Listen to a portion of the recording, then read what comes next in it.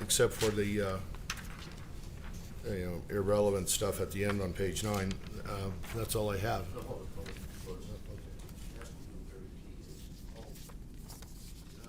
Who is Very T in Exhibit 44, plaintiff's exhibit? Terry T is mentioned. Do you remember?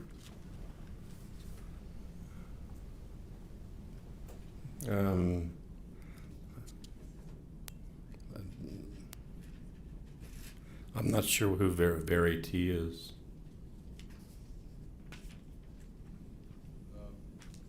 Could it be Terry Sanderson? Sustained. Okay. Yeah. Why don't you look at the Very T comments and see if it... There's no question right now. Go ahead and ask your next question. Yeah.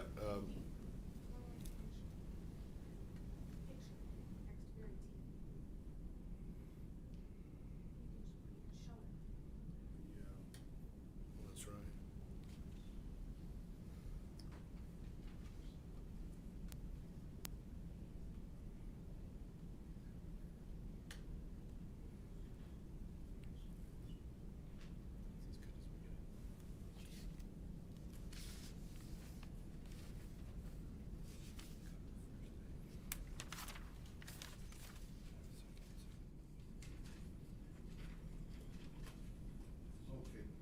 Craig, would you go to page 2 of this Exhibit 44?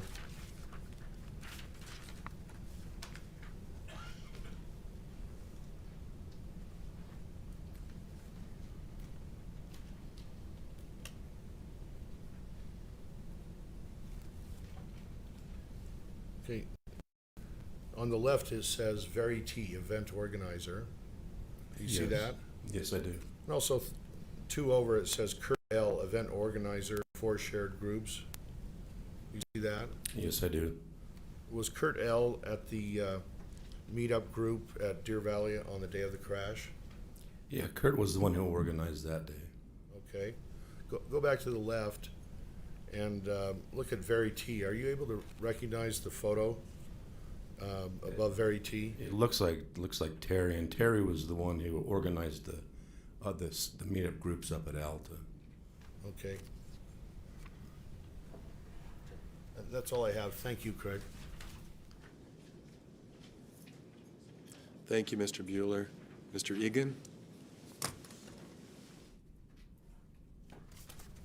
Thank you, Your Honor. Mr. Ramon, good to see you again. I have a couple questions from the defense.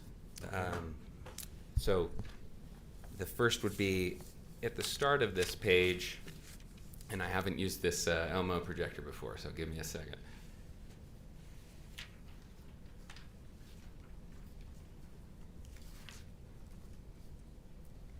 Do you see that on page 2? Got it, thank you. I have to press focus. Okay, there you are. So you see that there's some photos there at the bottom of the page. Yes. And do you recognize the photo there of the ski patroller? Yes, Was that Whitney Smith, I believe so. the ski patroller who responded to Mr. Sanderson on the hill Yes. and cared for him during the urgent care or the first aid clinic visit that he had there on the ski hill? Yes. And I do not see any videos there. Were there any, to your memory, GoPro or other videos posted on this webpage? No. And then, and I believe you're unaware of any GoPro footage at all. Is that correct? Yes.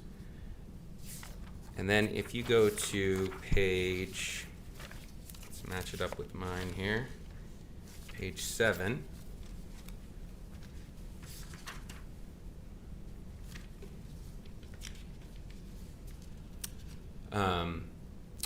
Actually, your name is cut off at the top there, so if you look back at page 6, can you see that it shows your name and then goes on to page 7 where there's, at the very top there, a note that you wrote. Is that right? Yes. Okay, and in that note, you write, Terry did not know his name. I asked Terry what his name was, and he did not know. But I believe you've told the jury last week that he did remember his name. He had to really think hard about it. It took like 4 or 5 seconds for him to remember his name. But that's not what you wrote here. You wrote here, Terry did not know his name. When I first asked him, he didn't know his name. He had to really think about it. I asked Terry what his name was, and he did not know. Yeah, he when I asked him, he didn't know his name, and then he just took some time to kind of just think about it, and then after about 4 or 5 seconds, he just said, Terry. Okay. So what you wrote here is not what you told the jury last week. Is that fair to say?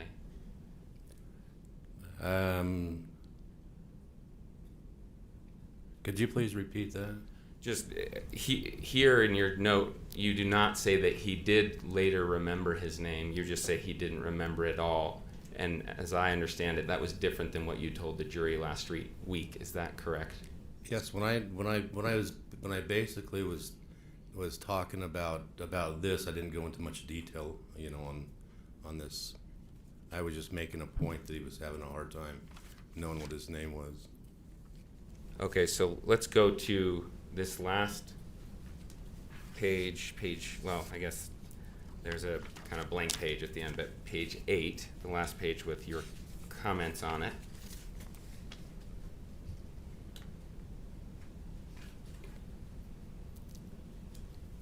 Do you see up there at the top another one of your comments?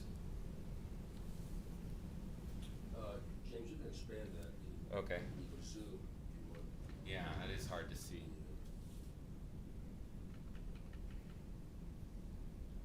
No, just that focus.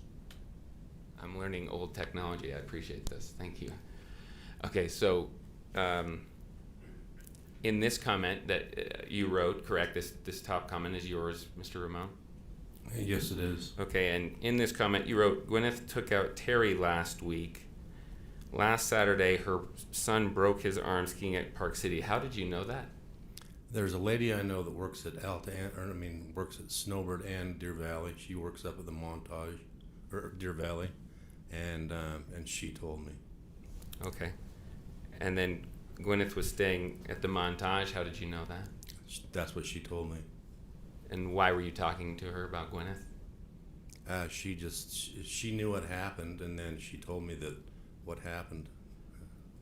Sorry, She- that's she- not she- clear to me. So she knew what happened? She knew that that Gwyneth took out Terry, and so then when I saw her, she told me what happened. I didn't ask her about it. She just told me that's what happened. Well, she wasn't there at the collision, right? No, she just worked up at the hotel. So how would she have any knowledge of it? I have no idea. She took her plane out of Million Air Airport. How did you know about Miss Gwyneth or with Miss Paltrow's travels? One of my best friends, he works at a Millionaire, and that's where a lot of the private jets, the charter jets, that's where they fly into that part of the airport. It sounds to me like you were talking to a lot of people about Gwyneth Paltrow during this time. Is that correct? No, my best friend, he knew what happened, and he's the one who told me. So you didn't tell these people what happened, even though you were the one at the collision site? Yeah, I told my friend what happened, yes. Okay. So you were telling people about this accident, Yes, I've told people about it. and then they were telling you things they knew about Miss Paltrow, that at least they claimed to know about Miss Paltrow? Yes, But they could be mistaken, is that correct? yes.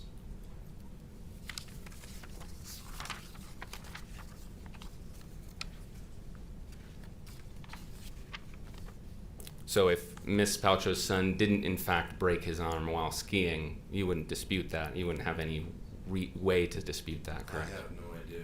That's just what I was told.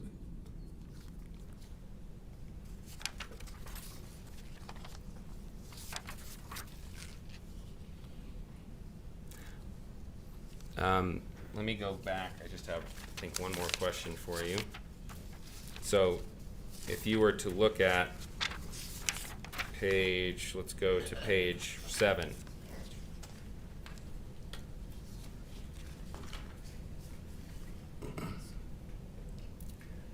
Those comments that I believe you've connected to Terry Sanderson, those ones in the middle of the page, you can read them to yourself. But my question is, given that you've described him as being knocked out cold in other comments here, I wanted to ask you whether you found Terry to be articulate in his posts and comments on this page following his injury. Argumentative. Objection. Sustained as to vagueness, if you could point out something. Okay. So maybe it's better to go. These are kind of difficult because they don't have dates on each comment, correct? They just show, for example, let's go to this one. This one at the bottom, you see on Very Terry's, or Very T's comment, it says 2,584 days ago, correct? Yes, I see that. Okay, and James, that's from Saturday, by the way. okay, yeah, I don't know that. So I'm asking Mr. Ramon, do you know when these comments were made? Is this on the day of the accident when he says you organized a perfect day? I don't see where it says you organized I don't see where does it say that you organized a perfect day? It's on page 6, the third comment down.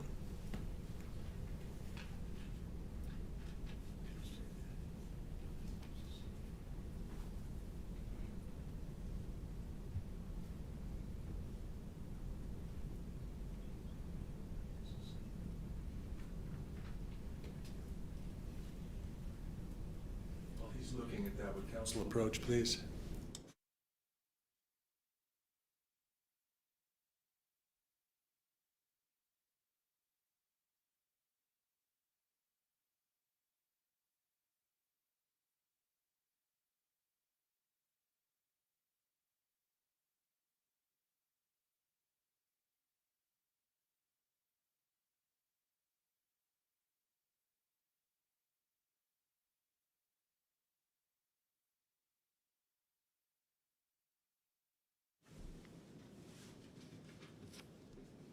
So, Mr. Ramon, this comment I'm pointing you to on page 6 says, it's under Very T. Yes, Kurt, you organized a perfect day for skiing. Thank you. That's true, Scott. I still have my wheels. It was nice to get to know you a bit today. Do you know whether that was written on the day of the accident? I'm not sure if it was or not. Would it surprise you that Mr. Sanderson was writing articulate notes like this after being knocked out and unconscious for 2 minutes? It doesn't sound that articulate to me, but Okay, that's all I have. Thanks. Mr. Bueller?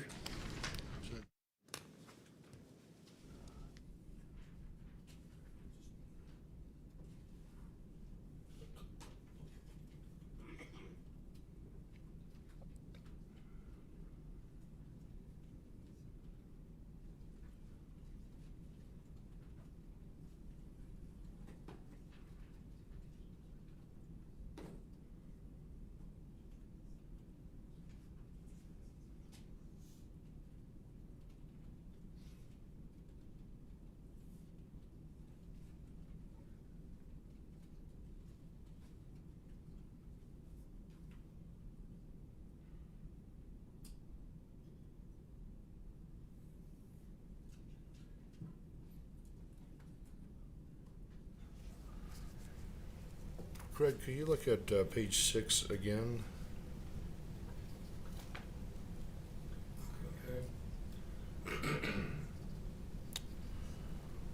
And in the middle under Very T, do you see that where it says, yes, Kurt, you organized a perfect day? yes, I do. And then look at the number of days it is. Is it 2,584? Yes, it is. And then your comment below that.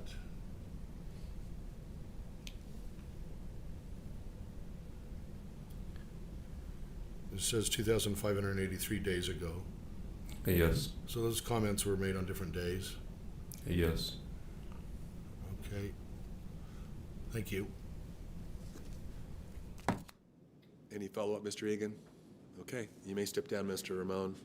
Okay, thank you. You still remain subject to the orders of the court until the case is over or you're released. So thank you. Thank you. What should I do with this? Leave it right there. Plaintiff, you may call your next witness. Thank you for coming. Plaintiff's called.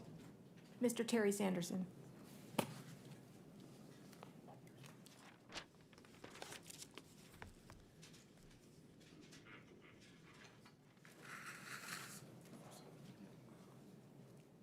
Hi.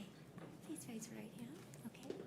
Do you swear that the testimony you are about to give in the case now before the court will be the truth, the whole truth, and nothing but the truth, so help you God? I do, absolutely. Thank you. Have a seat. Good morning, sir.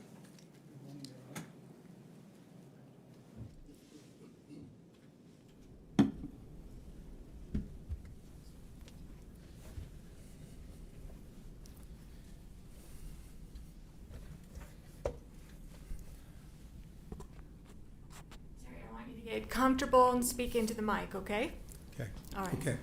Could you state and spell your name for the record, please? Yes. My name is Terry, Terry, Howard, Howard, Sanderson, Sanderson. Thank you. Now, Terry, this is the 5th day of trial. We started last Tuesday. You weren't here much last week, were you? Not at all. In the courtroom. Were you in the courthouse? Yes, definitely. Okay. May we approach? Sure.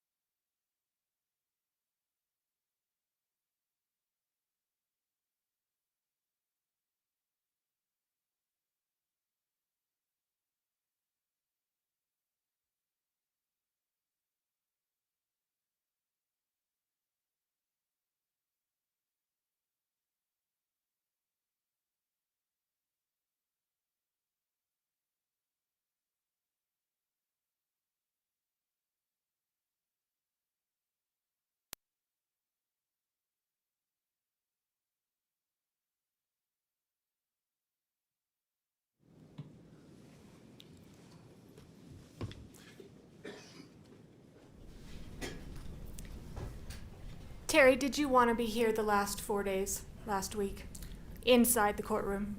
I love spending time with my daughters and have them hear what they had to say, but in this case, I didn't want to be here because I wanted them to speak totally freely and without the discomfort of being in my presence if they had something to say. Is that why you weren't here? Absolutely, yes. We're going to cut to the chase on a lot of things because I made counsel a promise that I would have you in less than an hour. Wow. And so I'm going to be true to my word here. It's 10 o'clock. We'll be done before 11. Okay? I want to talk about skiing. Tell the jury about your ski experience. What type of skier were you?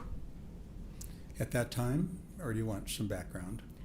We don't need a whole lot of background. Okay. Back in 2016, what type of skier were you? I was advanced intermediate. There was no places I would go except serious bumps, narrow little gulches, and I didn't do any big jumps. So other than that, I would go just about anywhere. Okay. How often would you ski? 2 to 3 times per week. Okay. For how many years? Well, I started 37 years ago. It was a winter sport for my family. We lived at high elevation. Okay.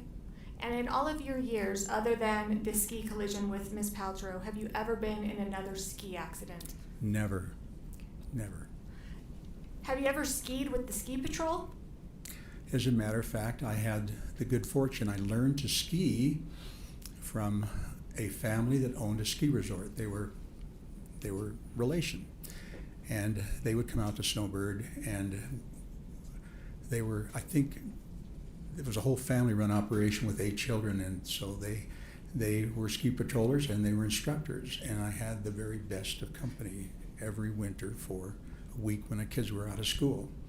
And then I had the good fortune of having a Lions Club friend, Scott, who's still a dear friend, that lives up in Spokane, and he was a ski patroller for Targhee. And he said, "Terry, come up with me, on this weekend." And I said, "I'll slow you down." And he said, "You know what? Just follow me and do what I do." And that's what I did. And I had the good fortune of spending a lot of time with Scott and seeing and observing what ski patrols do and how they calm people down and reassure them they're going to be okay. So I really appreciated that and experience. So it sounds like you've skied at Snowbird, skied at Targhee. Had you ever skied at Deer Valley on the day of the collision? No. That was your first time ever skiing at Deer Valley? It was. Okay. Let's talk about that day. Couple of preliminary things. I asked Ms. Paltrow on Friday how tall she was.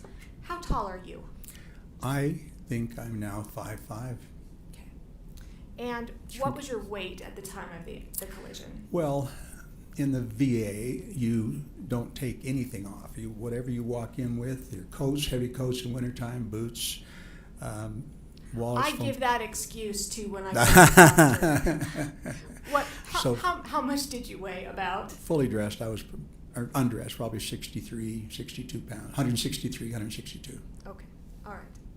So the jury's heard about meetup groups. What is a meetup group? A meetup group was just a lifesaver for me, being new to this area. Hard to accumulate friends, and so when a fellow that I was on a hike with, a new fellow, said, "Have you heard of meetup?" And I hadn't.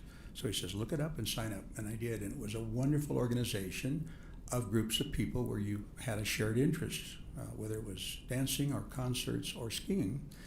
And so I signed up and joined some groups, and it was really a life changer. Okay, so my understanding is the day of this ski collision, you were with kind of a group of people in the meetup group. Is that fair? That's right. All right. Did the group have a plan? I mean, were you the organizer of that meetup group that day? No, I was not. I'd asked Kirk to take that over because I planned on being gone that day, and Kirk organized that. Okay. It sounds like obviously you weren't gone that day. You ended up being able to make it. I came back a little early from wherever I was and just said, "Oh, I'm going to go ski today."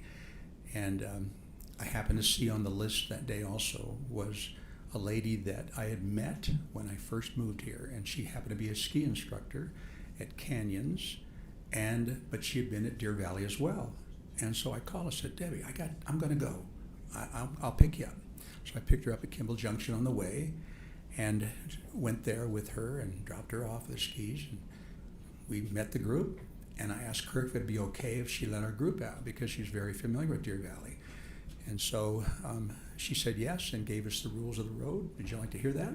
So the meetup group, you guys kind of ski all together-ish? Well, and this skiing meetup group is unusual. It's like herding cats. You've got those of just want to go, and they kind of know who one another is, and so they go ahead and group up and And sometimes I wind up skiing with the beginners and getting them started and making them comfortable.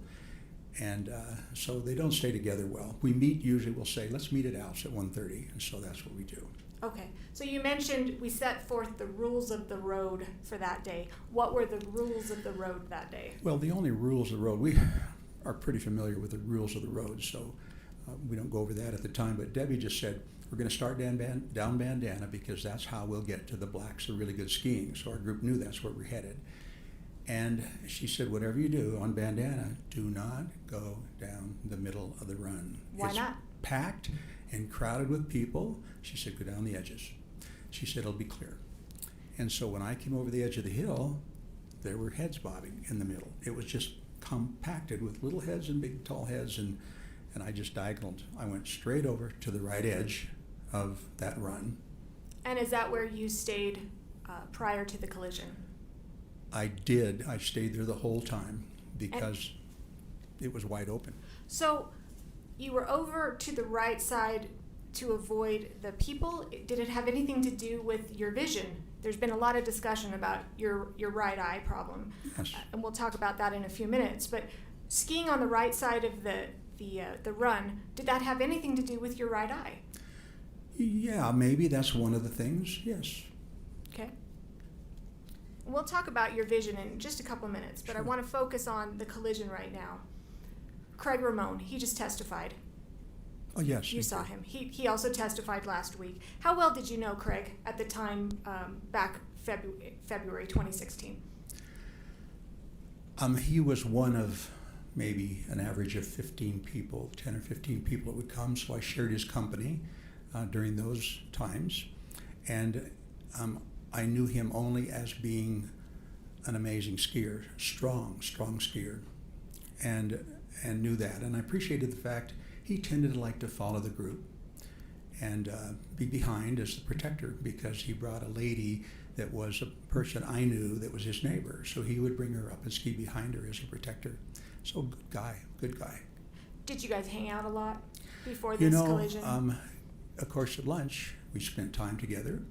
And there may be a couple of other occasions where we met with him, but usually there was somebody else there along with us. Okay. So I don't remember being exclusive with him. All right. So, Terry, take the jury through what happened in this ski collision. Take it from, say, getting off of the lift. Yes, happy to do that. It was really a very nice day for skiing, and I was really looking forward to it. And of course, Deer Valley has amazing groomed runs. Found that out right away. And so I'm starting from when I get off. When you got off of the ski lift. Gotcha. So I was on a chair with probably 4 people. I think Joanne, Debbie, Craig, and there could have been another person besides myself. And we had already met and discussed going down the right side of that run, or going down the sides. And so I came over the top of the hill and saw that and headed for the right side, and I'll pick it up there. And everyone just kind of dispersed, some more to the right and more to the left. And I remember looking and seeing no one. And generally, beginner runs, people are afraid of the off-piste, of the off-groomers, and so they stay away from that area where the snow is piled up. And off-piste can be a rough ride if you have to divert and run out in there. Some skiers can't make it through there easy, and it's a lot of bumps. So I went right down the run and started just making nice soft turns and staying within that boundary. It could have been as much as 5 yards wide, but it might have been more like 5 or 6 feet. Can't imagine and can't remember. Lots of room. And so I'm just skiing easy and paying attention, and all of a sudden in front of me is 2 big signs. I've never seen that big of slow down signs. It seemed like they were 4x8, like a 4x8 sheet of plywood size high, with great big letters, slow down. I went, whoa, and I'm looking around, and the crowd's about the same as me, and speed-wise, and So did you pay attention to the sign? I did, and I backed off of whatever I was doing, And then another big sign, like 10 feet away, the same 4x8 sheet up there, big letters. Well, they're serious, must be lots of merging trails down here. So I just backed off, and again, the skiers were on my left. We were all about the same speed. And I could see down where the edge of the run went, it curved around, a tree line came out a little bit, and the run curled around, and I could see about half of I don't know if it's a Montage or the Empire, could about half of that beautiful building, and it was wide open. There was nothing in front of me, and so I came around that corner, and it takes my breath away to think this is hard, because I don't like going through this scene. I just remember everything was great, and then I heard something I've never heard at a ski resort, and that was a blood-curdling scream. I can't do it. It was, ah, and then, boom. And it was like somebody was out of control and gonna hit a tree and was gonna die. And that's what I had until I was hit. That's what was going on in your mind. Overruled? That's what's going on in your mind when you hear that scream. That was instantaneous. Oh my gosh, somebody's out of control. And they're really seriously out of control. Not time for a hockey stick. I didn't go think about that, but most people could avoid that, I think. Good skiers. Okay. And I'll move on. Okay. So you I need overruled. He's overruled. thank you. So you hear this scream. Yes. What happens next? You know, I got hit in my back so hard, and I'm right at my shoulder blades, and it felt like, and was perfectly centered, and the fists and the poles were right there at the bottom of my shoulder blades.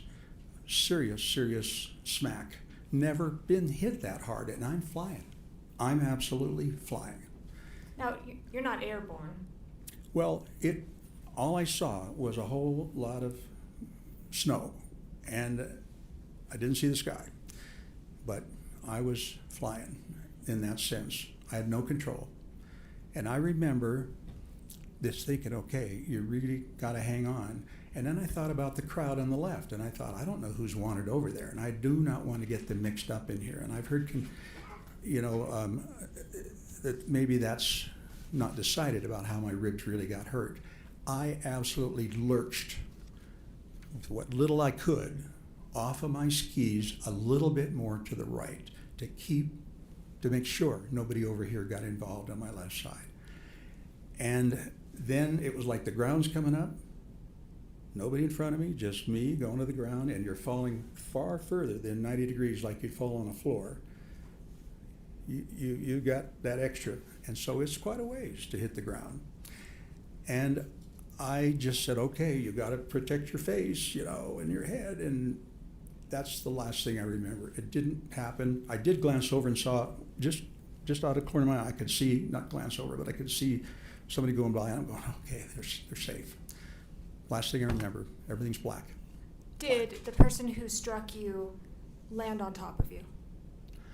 I wouldn't know that. I absolutely would not know that. I was just surprised. I had no upper body strength enough to be able to catch myself. I had no idea.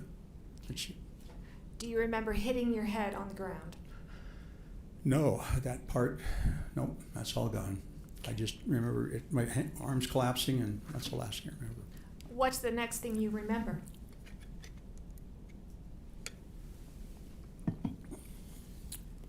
I'm getting an adrenaline rush here, I guess, living this again. Just being here and present too. And let me just stop you really quick. You said you're getting an adrenaline rush. Is this something that you enjoy? Adrenaline rush? Not this No. kind. Yeah. Not now. Okay.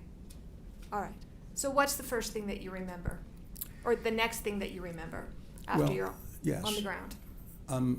The first I remember is everything is still black, like I'm unconscious, but it's like my subconscious is going into protection mode, like, you better pay attention here and listen to what's being said to you. And all I could recognize was that someone was really angry at me. And it was a man, and it didn't come out clear in the beginning. I couldn't really hear what he was saying, but I just knew he was mad, and he was right above me, right close to me. And I'm feeling a little afraid, and I tried to move, and I could not move a limb. I couldn't move my head. I couldn't move my body. Nothing was responding. Just this message I was getting. And the next thing, it became a little more clear, and I heard him say, "Do you realize that you weren't skiing under the rules? You hit somebody, you hurt somebody." And just insistent that I was the bad guy. And that's why I said, this has got to be a husband or boyfriend. It's really mad at me, and I sound like a big... Did you know who he was? I had no idea. No idea. It Okay. was just a very angry person trying to bully me into believing something that I didn't think could happen, was I heard a woman's voice, right? Again, couldn't move. And about the third time he went through that, and it's getting louder, and I started to understand what he was saying, and he was really insistent that I was doing something wrong and hit somebody. And I remember in desperation, because I couldn't move anything, I couldn't fight. I couldn't fight. Who's going to try? And I tried moving something, and I could move my skis a little bit. I could just feel just below my knee. I could just slide my skis a little bit. And that's an important point. My skis are still on. They're still on. And I'm thinking, I got to placate this guy. He's really mad. If he decided he wanted to jump on me right now, he could finish me off. I remember saying, I'm sorry. Okay, now you're Twice. you're whispering. I that, know but- I am, but because maybe- that's what I heard. Nothing was coming out. My lips were moving, my tongue was moving. There was nothing coming out of my mouth, and my heart rate went up again. Okay. Okay? It looked like what you were mouthing was, "I'm sorry. I'm sorry. And I was just going, I can't believe it. I thought, try again. I'm sorry. Nothing was coming out. And to me, I heard nothing.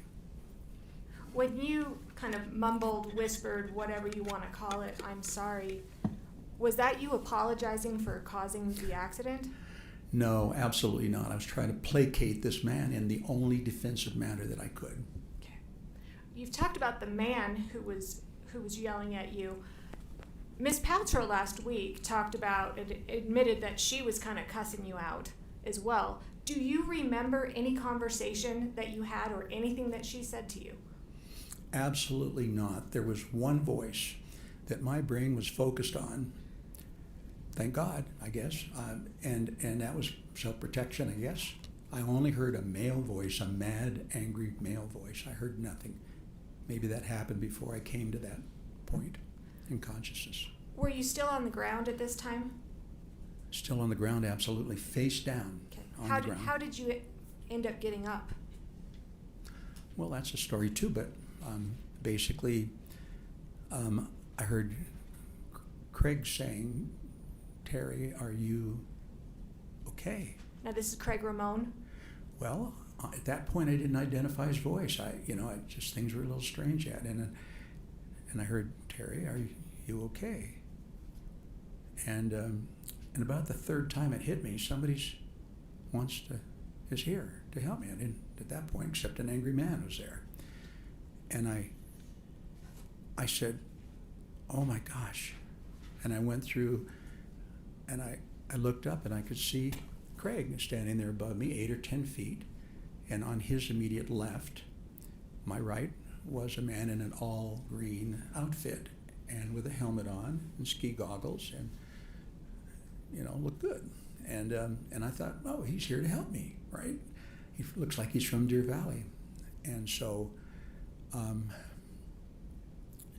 I was going through the things, answering his question about, that were my thoughts. Now back to my injuries.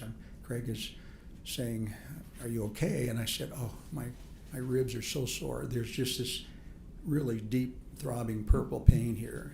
And then I said, "My vision is swimming with sparks." And they were unusual sparks. I'm going, "Is that my retina? Is that my eyes?" And it wasn't a retinal detachment, a retinal hole or anything. And I'm going, "That's my brain." I'm thinking, those sparks on my brain. And all this time you're still on the ground.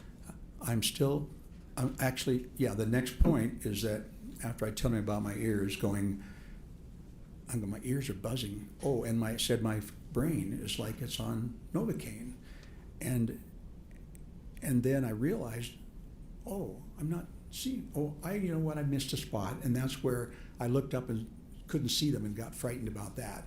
And I realized, going, oh my, what's going on? And then I went like this and go, oh, happy I could see. So I missed that part. That happened before I started telling what all is wrong with me, answering his question. And then Craig said to me, as I remember, of course, my brains are a little bit stretched out of place, and I remember him saying, "Do you know who you are?"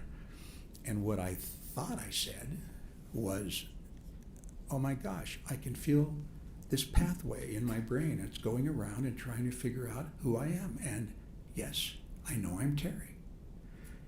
And then he said, "Do you know where you are?"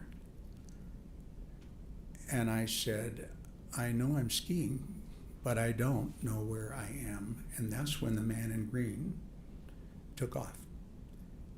I was kind of noticing that he really wasn't interested in what I had to say. He wasn't asking questions.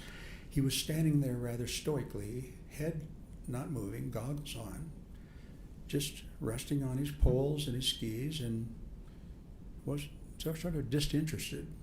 But when he skied off, my heart sank, because I really thought he was the one person that was there to help me. And I'm laying on the ground with my head downhill, and I couldn't see where he went. So I was really Terry, how'd you get up? The question is how I got up, and that might have been the question in the beginning. But That's right. How did you get up? you know, I realized that I was getting cold, and snow was packed in around me. I was starting to get a little shivery, maybe from a little shockish maybe, and I got to go. I got to get my skis downhill. And I started sliding my skis around and my legs around.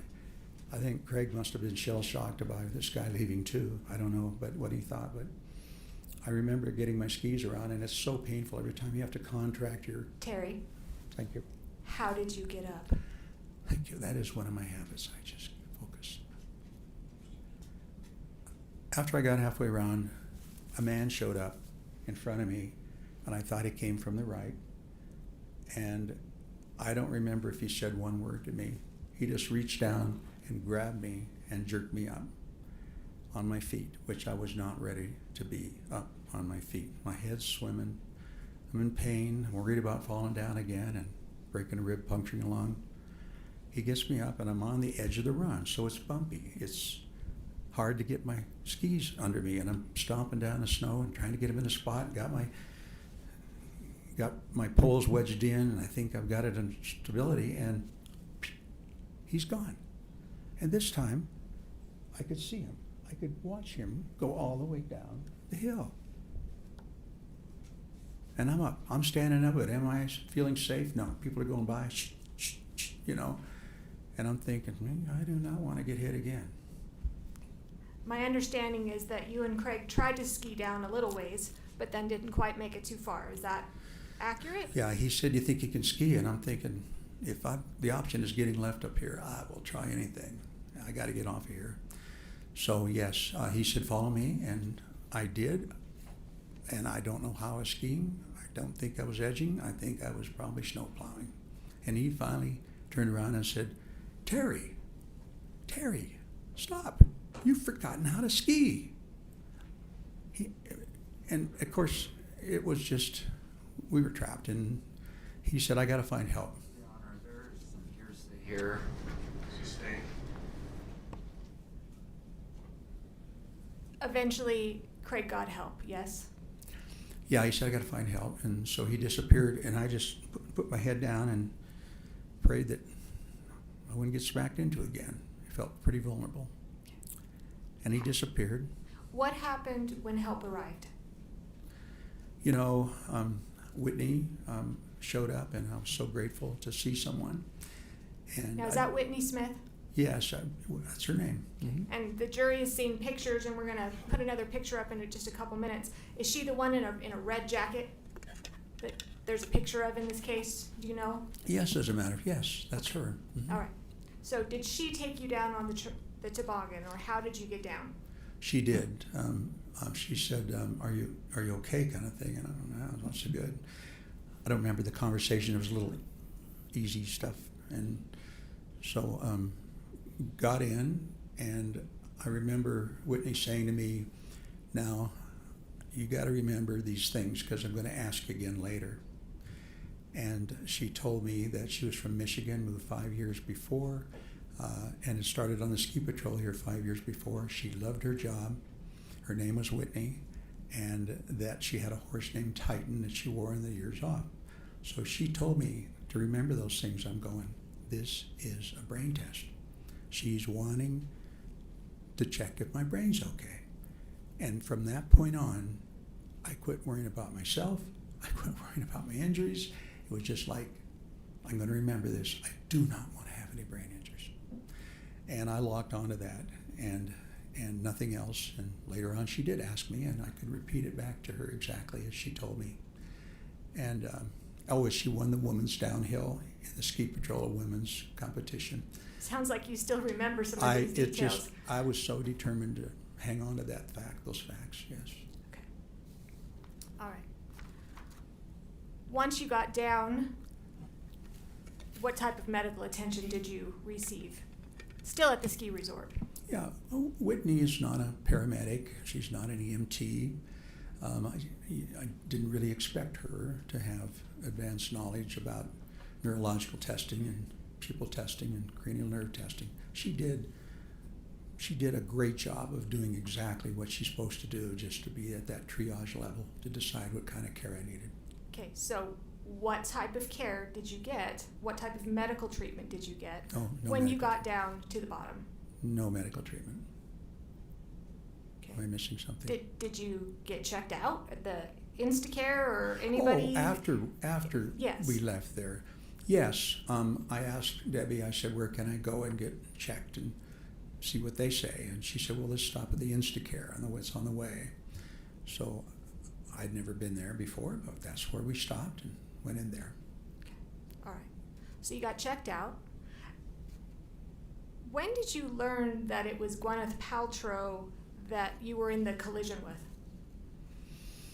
It was brought up, I think, the people that came in to the room to check on me that were part of my group would check in and check out once, and which is what I tell them: go skiing, go enjoy yourself.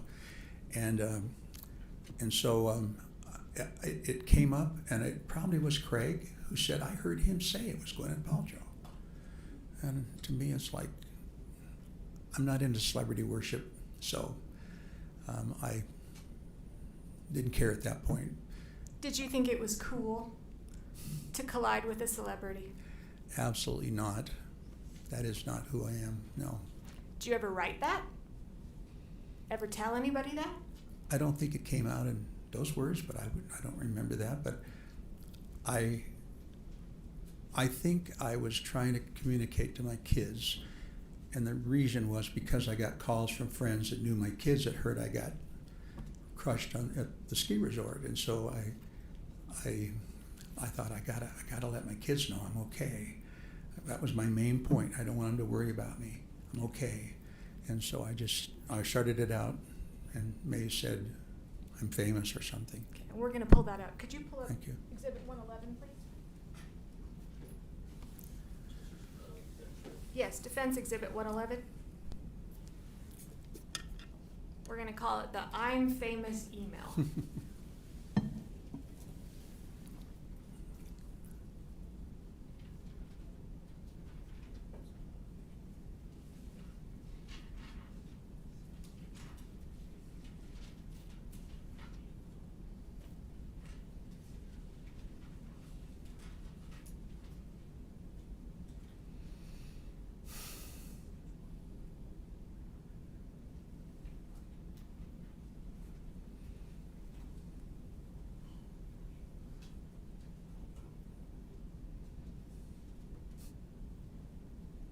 Sometimes old technology like the UMO works better than the new technology, doesn't it?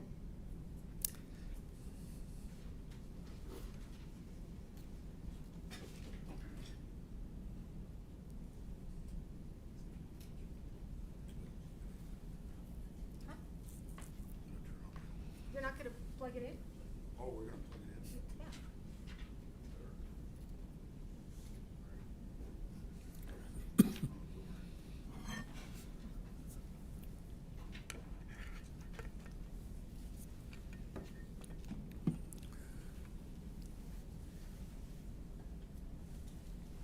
All right.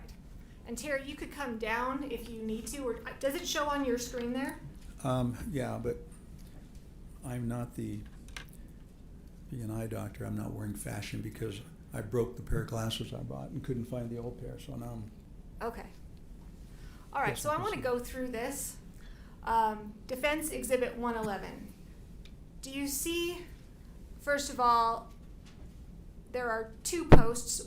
The first looks like on the bottom is the first at 8 o'clock p.m. Yeah. And then the response was at 9:32 p.m. Do you see that? I do. All right.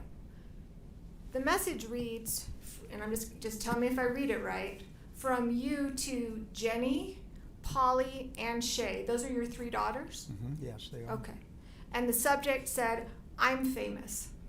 Do you see that? I do. Why did you write, I'm famous?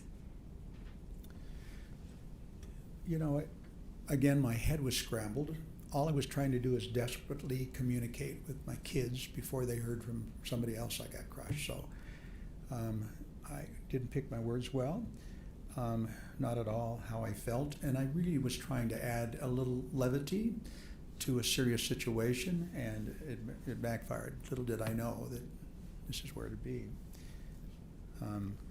So you write, I'm famous, and then here's what happened from my friend and eyewitness, and then there's the link. The link. The link. We now know what the link shows. Okay, sorry, I thought you were going to the GoPro. I'll withdraw my comment. I'm just talking about the link. Yes. Okay. So we now know what the link is. Yes. Correct? The link is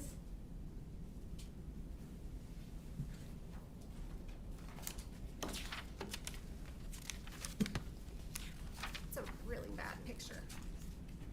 Terrible picture. You'll get a clear picture. It's the picture of Whitney Smith. Oh, it's right there. Fantastic. Thank Okay. you.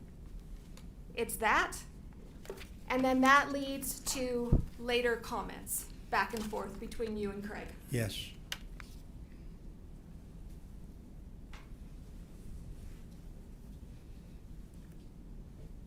In that, under that picture, can you read what it says? Yes. Whitney kept me entertained while probing You me. want to speak in the mic. Oh, yes. Whitney kept me entertained while probing me with questions to evaluate my senses.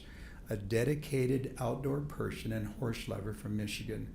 She also took me down in the toboggan by herself and won the DV Women's Downhill race contest. A sweetheart. I was grateful for her. Are those the things? First of all, did you write that under her picture? You know, I don't know what time it was added. Carlene was hurrying back from St. George, and depending, I don't know, she helped me a lot verbalize things because things weren't making sense at all in All right. communication, and she may have helped and participated in that. I don't know. Those details, are those the details that Whitney wanted you to memorize as you were taking down the toboggan? Yep. All right. Can you go back up to the emails? All right. So you send that out to your three daughters. I Yes? did, yes. Okay. And Shay, who testified last week, she responded to you with the top post, correct? Yes. All right. Can you read what it says? I can. Actually, let's put the subject, read what the subject says. It says I'm famous at what cost, question mark. Do you know why Shay wrote that? Well, Do you know? I think she may have called me. Did she? Right after this, and so Speculation. right. Sustained? Do you remember? I'm pretty certain that she checked in on me and made a phone call, and Do you remember what you told her during the phone call? yeah, I had a chance to talk about my symptoms exactly, I think, and that I said, you know, as many people that were on that slope that day, maybe a couple hundred within that vicinity, there has to be a GoPro picture or video. If it's a helmet mount, they're going to look over just like Craig did, right? And they're going to go catch it. They hear a holler, they're going to catch it. I'm going, I just know there's one out there. We got to find that. That is the evidence we need. And so Terry, she misinterpreted. did you have a GoPro? Absolutely. I do have one, yes, but I did not have it on that day. Do you know of anybody in your ski group that had a GoPro? No, Have you ever seen a GoPro video of this accident? absolutely not. No, I would have loved to have it. It was what we needed. All right. Okay. We can take that off. Thank you.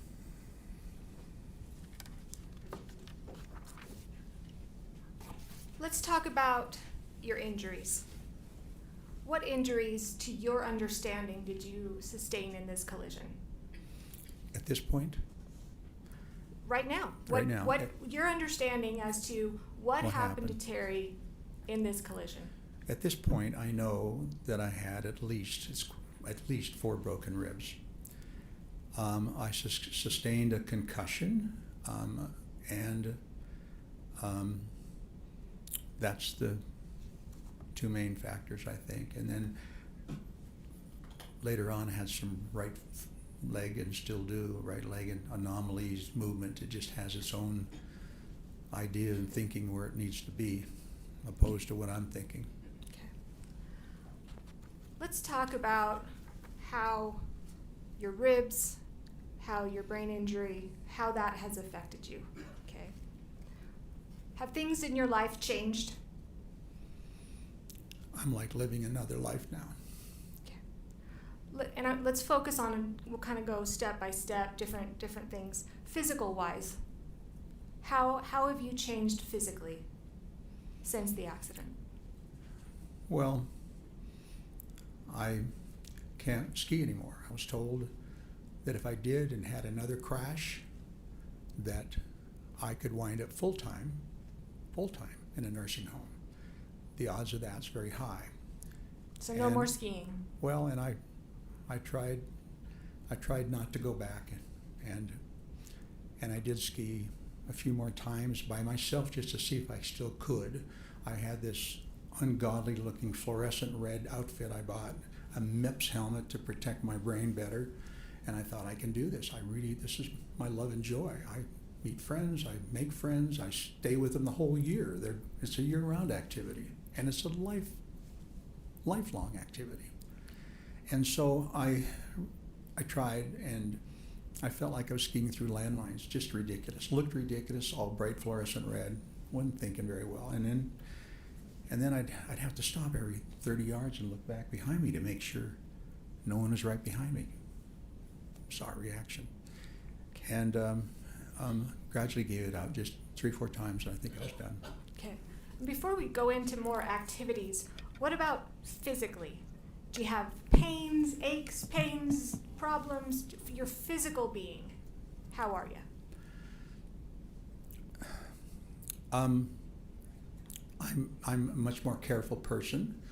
I don't take any risks, and more brain damage, and I'm not sure I understand your question exactly. Have you had any kinds of balance issues or headaches? Of course, initially, that was just, my life was living in an orange chair, sitting there initially, and sleep for 12 hours and then sit for half an hour and tell Carlene I gotta go back to bed.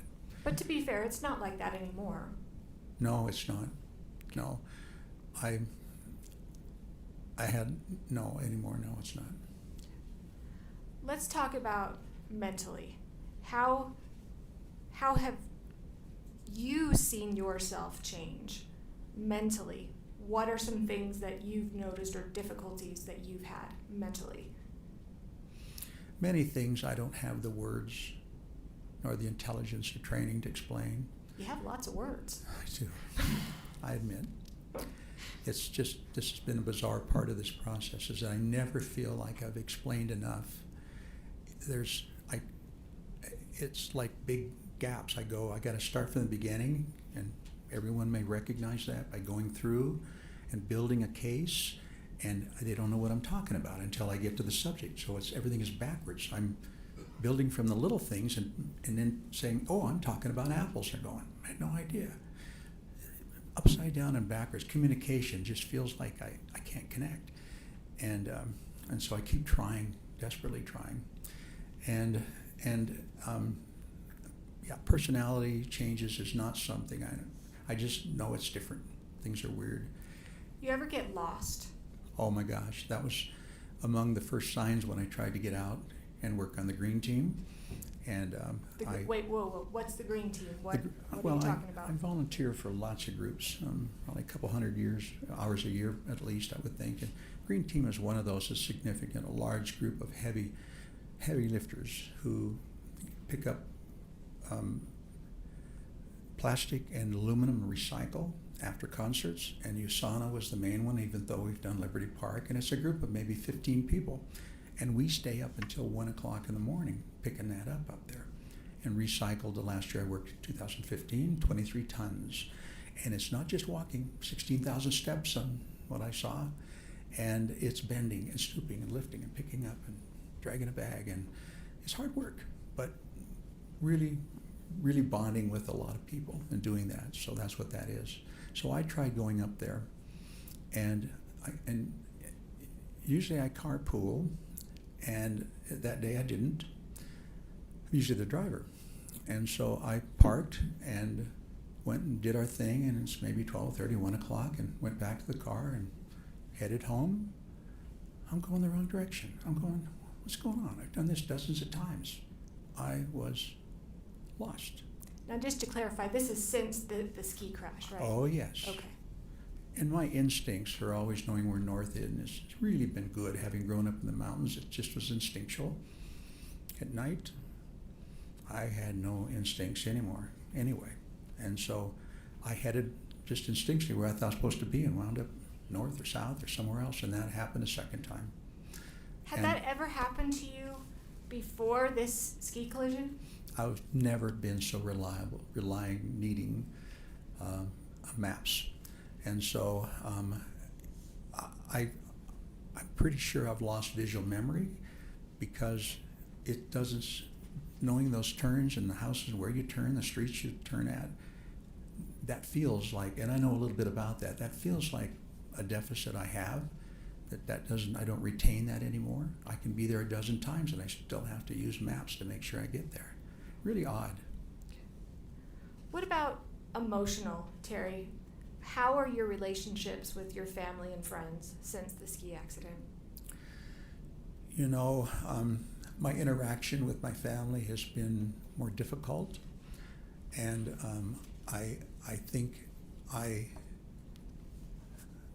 of course, I'm desperately to be close to my family and my girls, but something's wrong in my essence and what I bring to the table with them, and communication is not as smooth, and it's been more difficult, no question. And they've told me they've noticed some changes. Yeah. Now, I didn't know you before. The jury didn't know you before. What kind of relationships did you have with your girls before this crash? My goals are always angels. I'm their protector. Some things happened to them, testifying that I heard about it. It hurts to see them in that place as their protector. I rode home with them and started sobbing. So I get caught up in that. Do you love your girls? Oh my gosh. There's More- been some discussion about your relationship with Jenny and that it's not always optimal. From your perspective, what is your relationship like with Jenny? And how has it been even before this accident? Yeah, Jenny and I probably don't communicate as well as I do with my other two daughters. Not probably, definitely we don't. We just have a hard time in that process, and I will not give up. I try to push to keep those lines open, but there's been times when there's been long breaches in our conversation. And yeah, I feel like her protector more than anybody does. So it's been harder for me to transition from being a parent to being an adult, an equal adult. I just feel like I need to intervene more on her behalf and help her. It's been hard. Let's talk about Carlene. We heard her testify last week. She's a catch. Why'd you let her go? In my choice, I wouldn't have, but I had it. After 8 months, I had to tell her to leave. I said, I'm not asking you, I'm telling you, you gotta leave. And Why'd you tell her to leave? I knew she didn't buy into this. She didn't buy in to me not being the same person and coming into a relationship. And I said, I'm not sure I'm going to get back to normal again. And I don't want you to feel like that I'm a crippled vet and you're going to stick it out with me, because I know you would. Half a brain or whatever. I know you would, but don't do it. You need your life. You run right now. And it was a sad time for both of us, I know. And she's in a great relationship with Bill now. And that was the purpose. And I think better than what I would have brought, honestly. It's hard to admit that, but it's true. Council, would this be a good place to take a break? Sure. Okay, we'll take a short recess.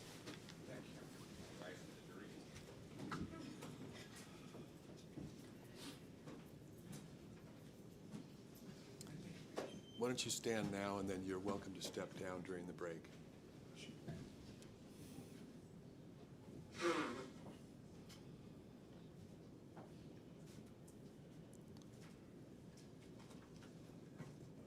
Council, would you approach the bench, please?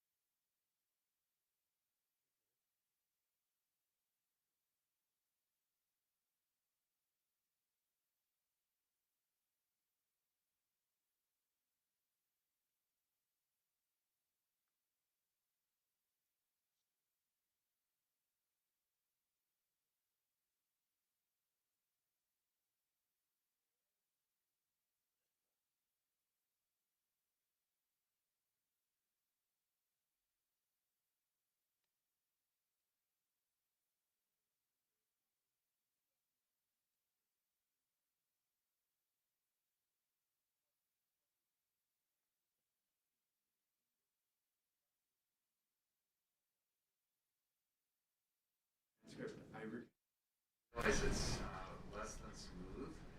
And what I'd like to do, and what I've done in prior trials, is actually move to publish the deposition and then bring up on this the highlighted sentence and answer, because it's really slowed things down. And from my deposition with Mr. Sanderson, I suspect there's going to be that kind of slowness too, and I'd rather just bring it up. Any issues with that? Yes, Your Honor, we don't think it's proper.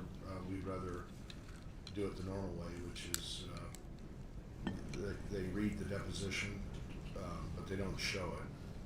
I think I'll permit it on, because this is a party, and under Rule 32, it can be used for any purpose. I thought he meant for the other witnesses. And as long as, you know, the section that you're using for impeachment, Mr. Owens, is the only section that's appearing up there. Okay, that's a James issue, but we'll do it. All right, yes, we're okay with that. I thought he was talking about some of the other witnesses that were preparing.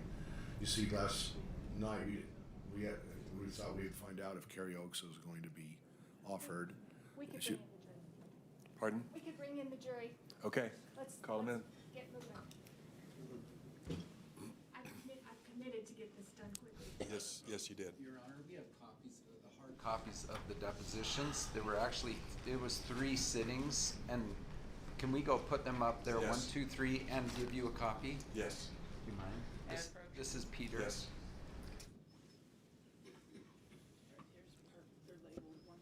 These are for the court?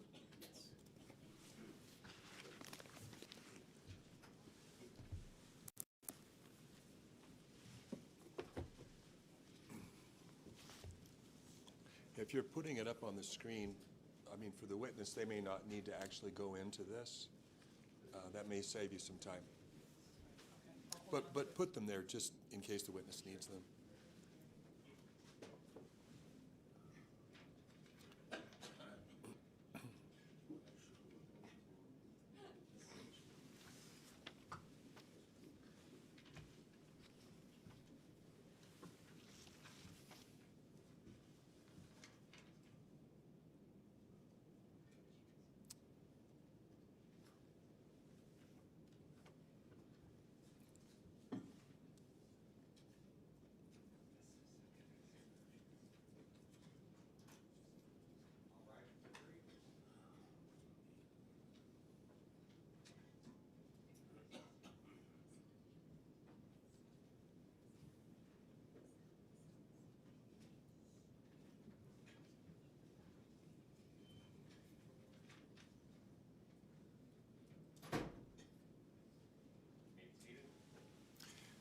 Ms. Van Orman? Yes, thank you.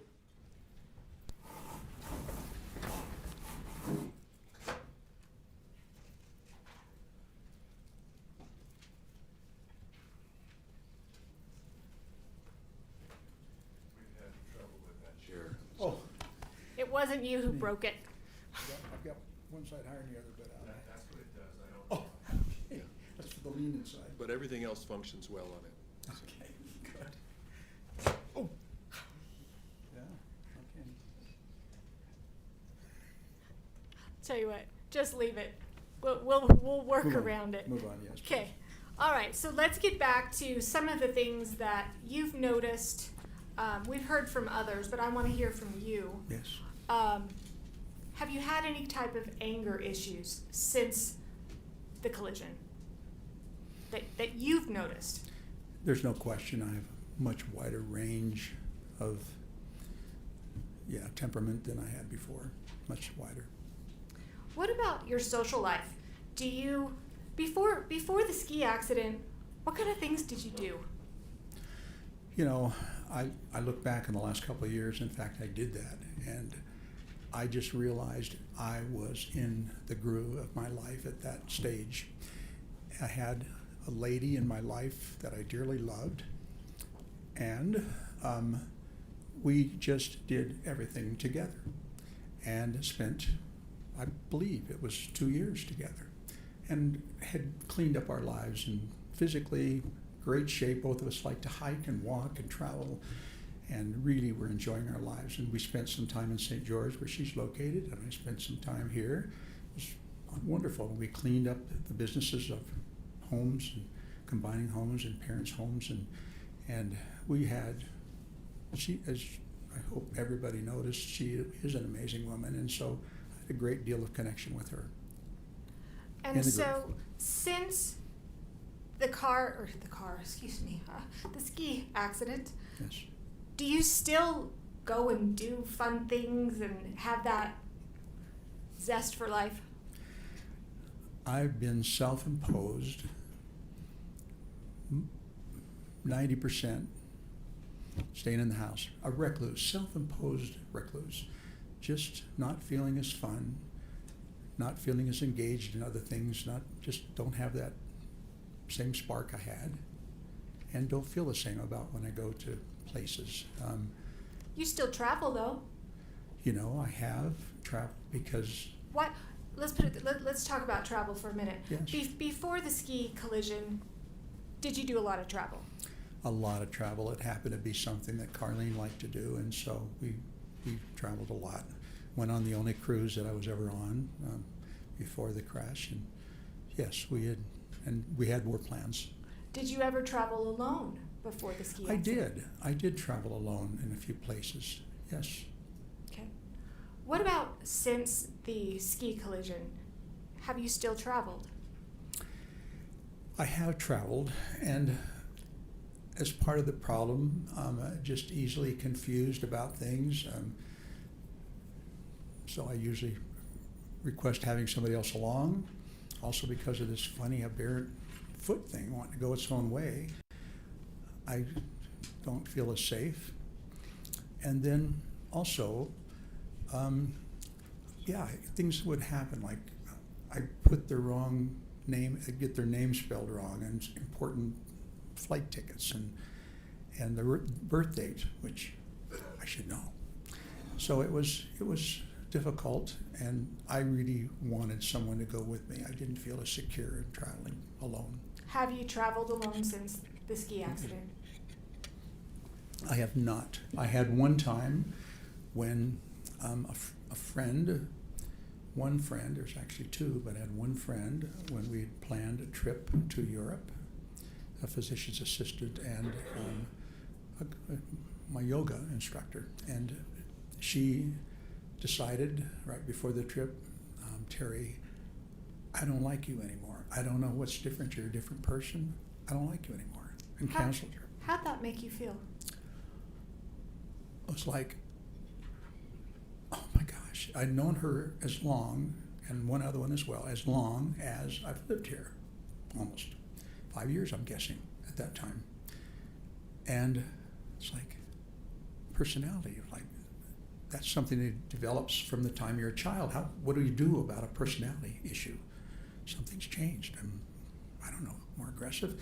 And you know what? That lady will not answer her phone or texts. And I have. Well, we're not going to say her name on this being we are broadcast, not. so We we're are not not. Gonna, we're not going to. She's a lovely lady. Yes, she is. Have your other friendships been affected as well? Yes, another lady that I knew for quite some time, a sweetheart, also of a woman.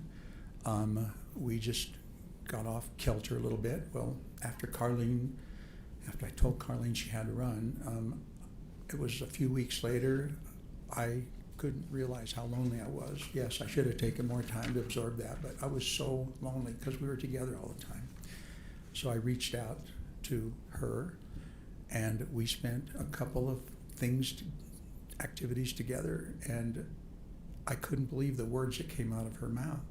She said, Terry. This is hearsay, It is hearsay, so you can't testify as to what she said. But how did it make you feel? Well, it made me feel like, what's wrong with me, and how do I fix my personality? How do I fix it? I'm a different person. It's a pretty complex issue. And I lose self-confidence. The person I am, I'm going, what happened? Terry, are you trying to improve yourself?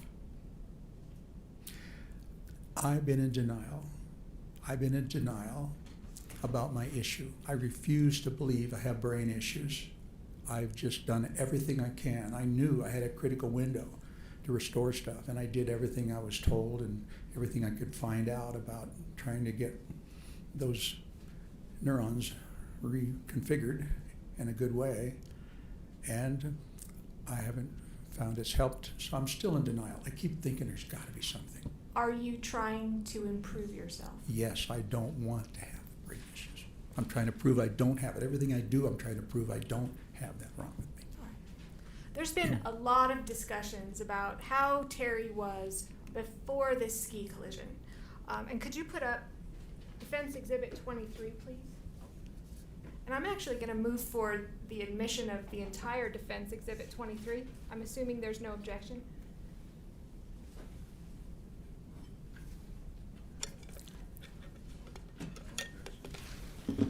Does any of this need to be redacted? So, let me just state that my understanding was that Ms. Van Orman was gonna be done at 11, I'm and then it almost done. changed. Right now, she's moving for Defense Exhibit 23. Any objection? No. Receiving the whole thing? Okay, so it's received? As to the redaction concern, I do believe at least some parts of it maybe need that, but it looks like we're not showing those. Are you showing his address, for instance? Well, at the bottom of that, do you have that exhibit in front of you? I think I do, yes. Yes, I think I do. All right.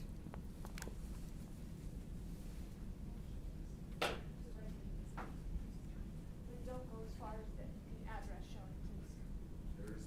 There's the address there. Yep, thank you. Do you see where it says chief complaint down at the bottom? Yes, I do, yes, It says regular visit. yes.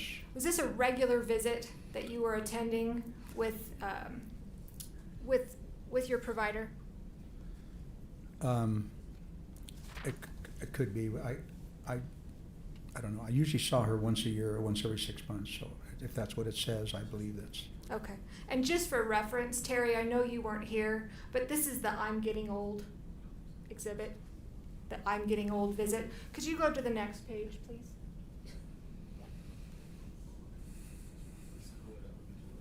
Okay, that's good. Is this Defense 23 or? Defense 23. All of Defense 23. I have nothing in front of me now. It's coming. Don't worry. Oh, All right, so this is the second page of that exhibit. Talks about 69-year-old male with HTN, HLD. We're not going to go through all of those Yeah, things, yeah. okay? thank you. Just got over a URI. Do you know what a URI is? I do. What is Yeah. it? Upper respiratory infection. Okay. So you just got over that yesterday, you think, at least according to this record. No cough, just runny nose, and upper respiratory symptoms.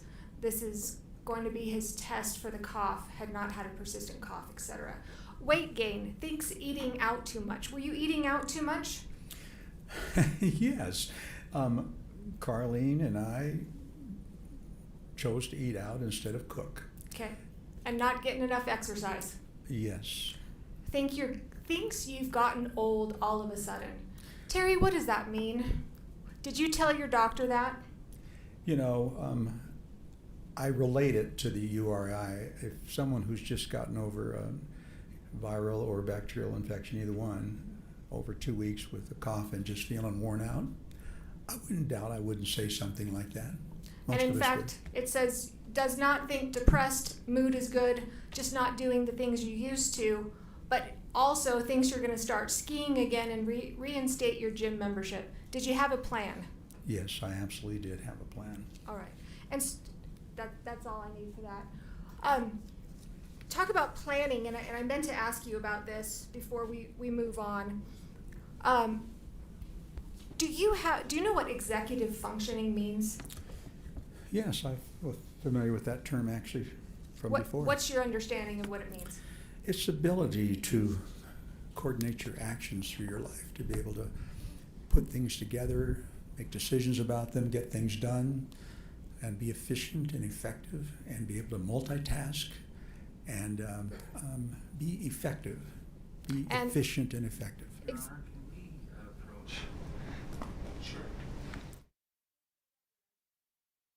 Trying to move along.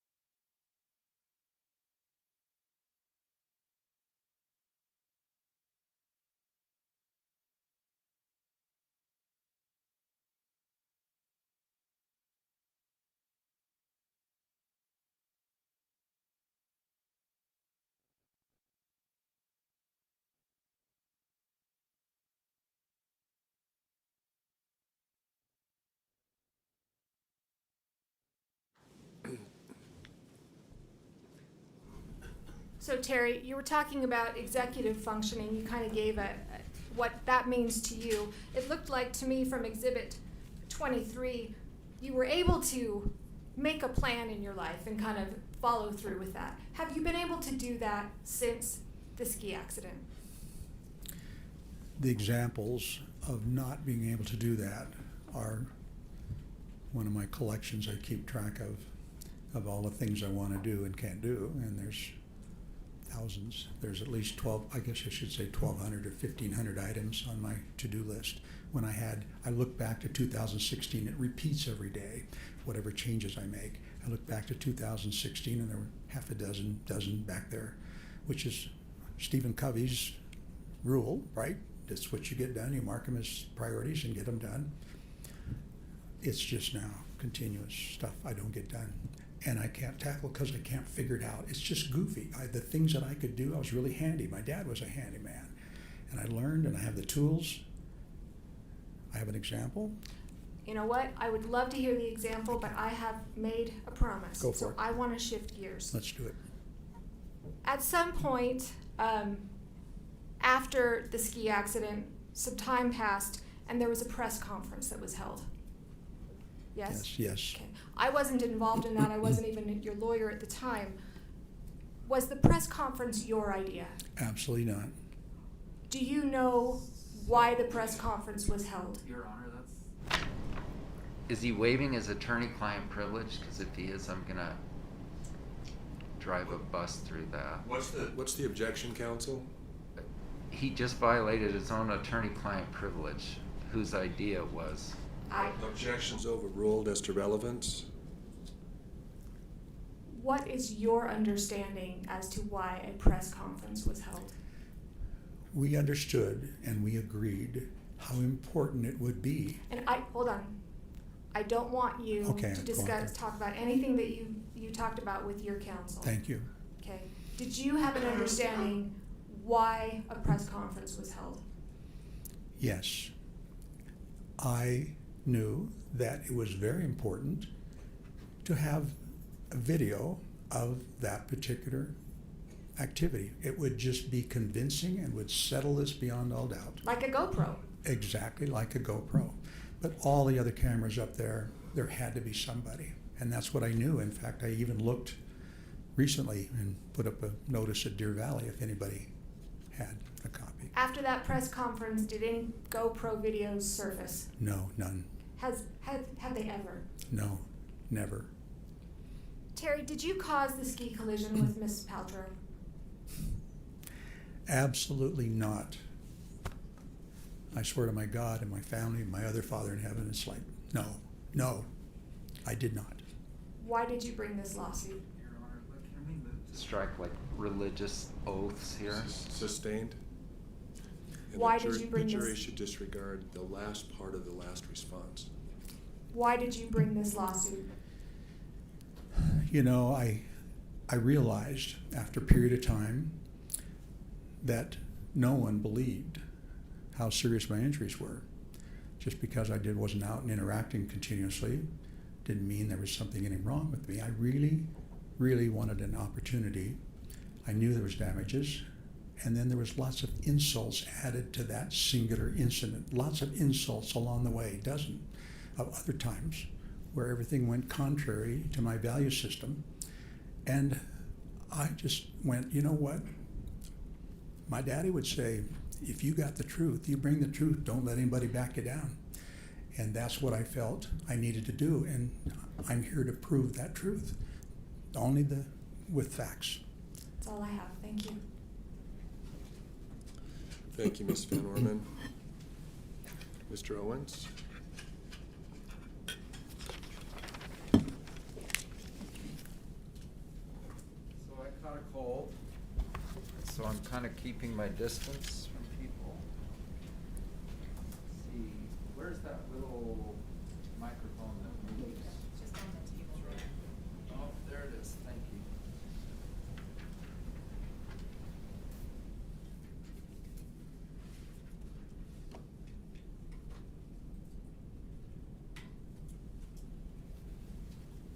Sorry, I'm gonna be wiping my nose a little. And with this climate and dry air, I might have a bloody nose. Mm. Yes.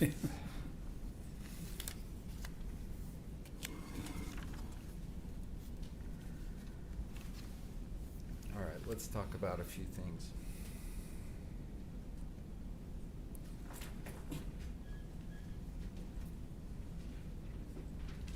So we're not going to get done with you today because we have witnesses this afternoon, but I think we can go till noon. Is that all right with you? Yes, sir. Whatever you like.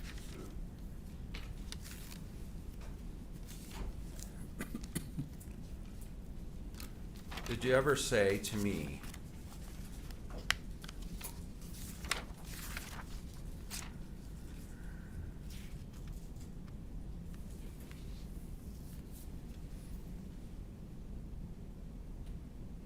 I wrote I'm famous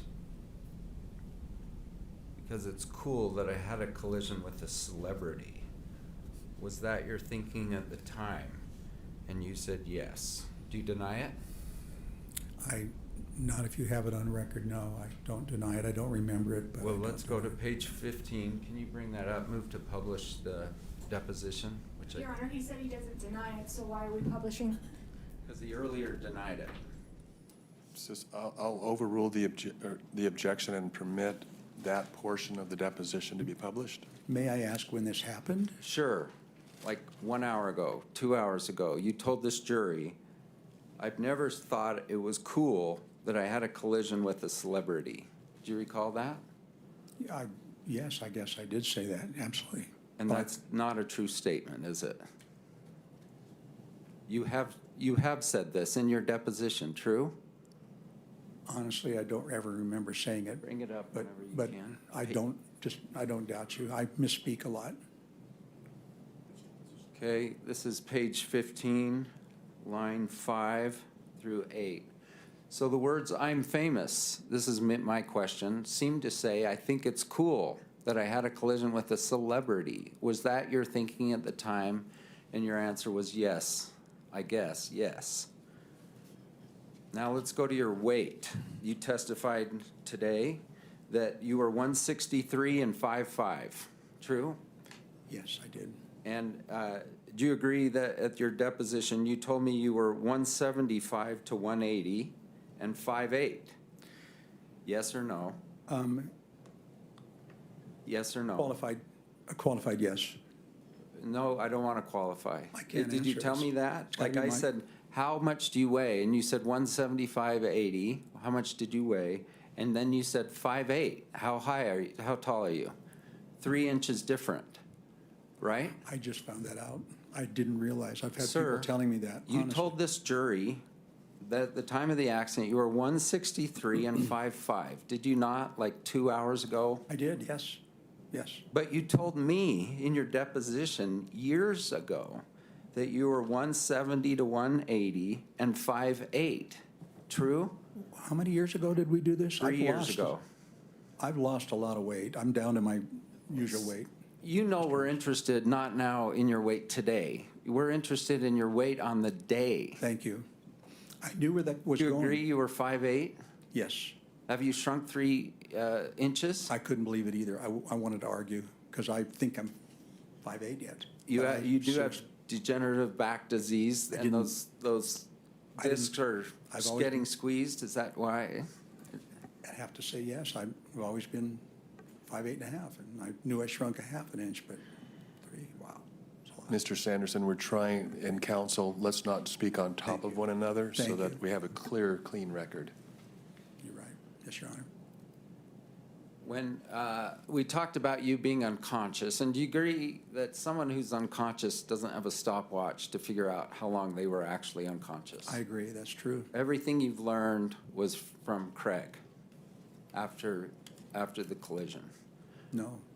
Yeah, that's over vague, and I'll withdraw it because I agree that's Not over everything. broad. It's not everything. Sorry. Right. As far as level of length of unconsciousness, do you agree that you weren't stopwatching yourself? I have no idea. Yeah, and yet you did tell people it varied over time. First a few seconds, then 5 minutes, then 10 minutes. You did that, right? Do you disagree? Yes, it did vary. And why did you do that? Why would you say, I don't know, then it's a few seconds, then it's 5 minutes, and then you told your psychiatrist at the VA it was up to 10 minutes long? Why did you change? I had no idea, and I was searching. I really had no idea, and I was trying to answer. I sometimes make that mistake at guessing, but I really didn't know. And it was to try to get the attention of the doctor. Do you remember telling me that? I don't. I don't know how to. Let's find it.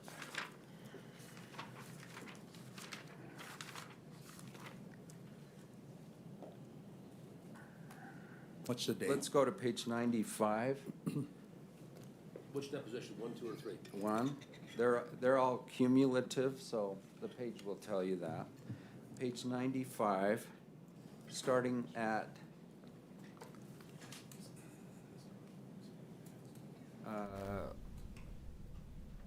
line 7. When you first tell your healthcare providers a few seconds, and then later it turned into 5 minutes, and then later it turned into 10 minutes, do you know that you gave varying answers to people? And then whenever you can pull it up, page 95. Yes. The witness says, and then can we go to the middle paragraph? Yes, I do. And that was referencing the fact I personally did not know. I was not a witness to how long I was unconscious. And so somebody told me it was 2 seconds, and somebody said it was 10 seconds, 10 minutes. And so I didn't know. It was hard for me to say. And then, next paragraph, it depends on my visit. If I want to make a deal out of it, and that was the reason for my visit, then I might say for 10 minutes. I might pick the worst. That's kind of how we are. We go to the doctor's attention. We go to get the doctor's attention about a specific thing. And it wasn't at that point how long I was unconscious was not a point of relevance for me. That's your testimony, correct? I'm even confused by those statements, so, Yes or no? yes, it is. By the way, when we took your deposition, there's a lot of formality to it. Too, you're placed under oath just like the one you were put on today. Yeah. And your counsel's present, and you were able to talk to them before. Yes? And I think I had, Yes. 11 hours or so of deposition? I can't really hear you, sir, but my question is, you had your advice of your counsel there. Yes. And I asked at the beginning of the deposition, is there any reason why you can't give me your best testimony today? And you said Yes. no, correct? Yes. And I even told you, I think, that if you testified differently at your deposition than you would in front of this jury, I would call it to their attention. Do you recall this? Yes.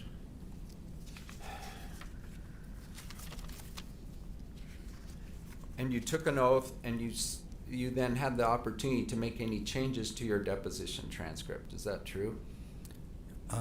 Yes. And did you? No, I don't remember making any changes. I think I made 2 with you. I said 2 corrections and that I remembered. Okay. You And didn't. you You took didn't them. make some, and counsel told you let's not submit those. I haven't looked at these depositions at all. Not at all. Do you dispute that? Well, I heard you call Eric Christensen, a Deer Valley instructor for 40 years, a bully. Did you say that? I did say that, yes.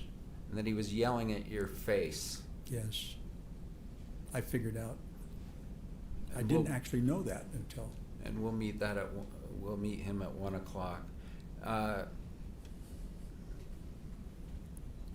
Deer Valley's known, or at least puts itself out there, doesn't it, as like the most customer friendly they could possibly be. Do you agree? I agree.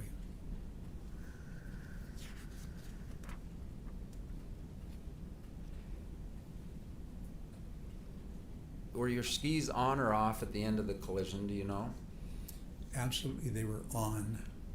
Okay. So Absolutely. you do remember some things after. Yes. Okay.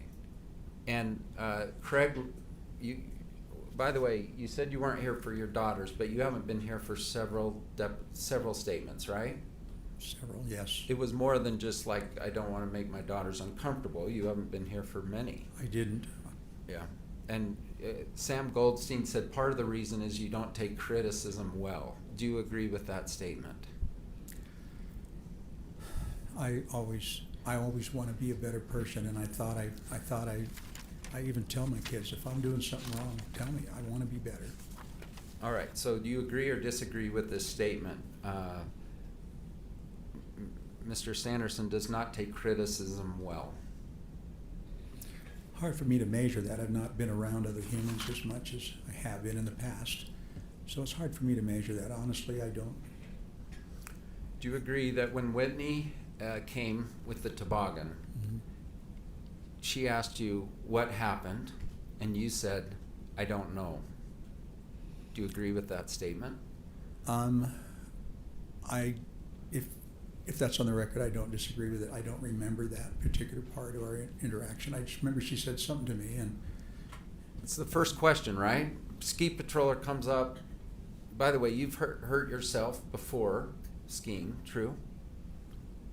never But- needing help, right? Get up and Before ski this down. incident, though, you injured your knee. I had, when I first learned to ski that first year. All right. Beaver. Mm-hmm. So you don't dispute that the first thing Whitney asked you was like, how are you? And what happened? Do you agree those are like the first 2 questions? I have no recollection of those questions. I don't. I would think she would reach out to me, but I don't. Did you ever complain to Deer Valley about Eric Christensen, like I was treated like a bully? Had a lot of time to think about it. Yes or no? I don't know if I did. I think when I contacted Deer Valley, I was just So- after I wanted to find out who hit me, and I wanted to copy the records, and I didn't bring it up. Yeah, you never once wrote to Deer Valley like, hey, your ski instructor is a total SOB to me. He treated me poorly. That's correct. I didn't bring it up because I did not want to cause some anger from them. I wanted to copy and find out who hit me. But 7 years later, you're here saying he was terrible to me, just terrible. Craig Ramon said words to the effect that Christensen said to Ramon, your buddy took out Gwyneth Paltrow. Did you hear those words? I did. You personally heard them with your... So now I want to be clear because I'm not trying to confuse you. Did you hear them when you were on the ski No. slope? Okay.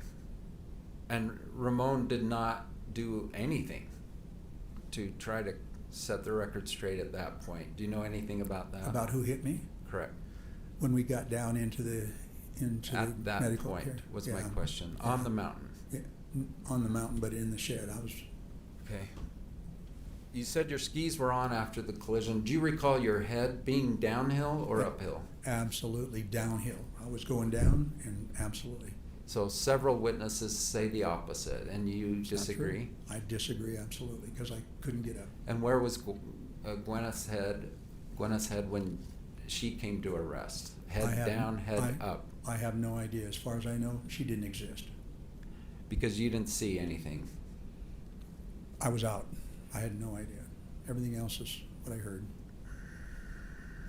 Did you tell Eric Christensen, according to his report, that she appeared right in front of me? Yes or no? No, no. So he just made Never. that up. Must have. Deer because Valley just falsified a record. Is that your opinion? I never would have said that. I knew where it came from. You know you sued Deer Valley in this claim, true? Yes, yes. Objection, Your Honor, relevance? Sustained?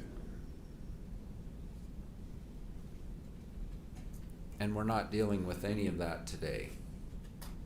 True? We're not dealing with this. Objection, relevance? Move to strike. Sustained. The question is stricken and the jury should disregard.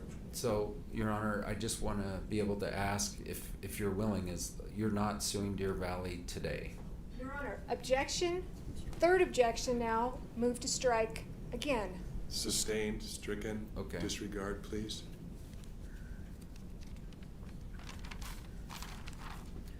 I hear you saying you were flying through the air after she hit you. Did you say those words? Yes Today? Or, yes or no? Today? Today. Today I did.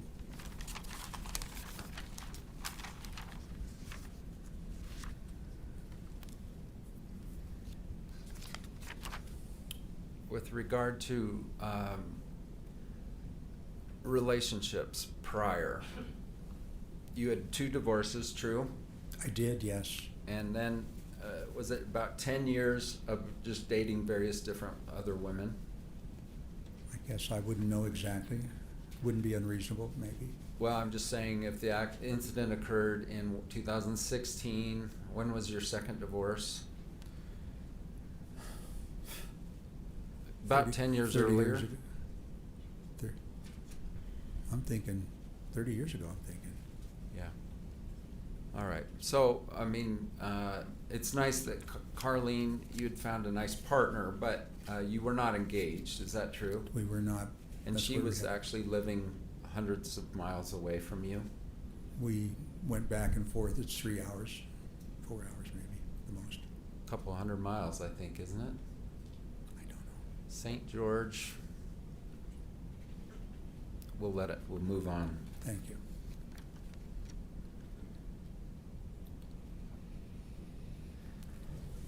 Do you recall saying that you agreed that saying I'm famous was a crazy thing to say? Agree? Absolutely, it's not me. I don't buy into that. But it was you, right? Just to be Right. clear. When you say it wasn't me, it was in fact you. It's the other personality that's inhabiting my body right now. And you blame Gwyneth Paltrow for that.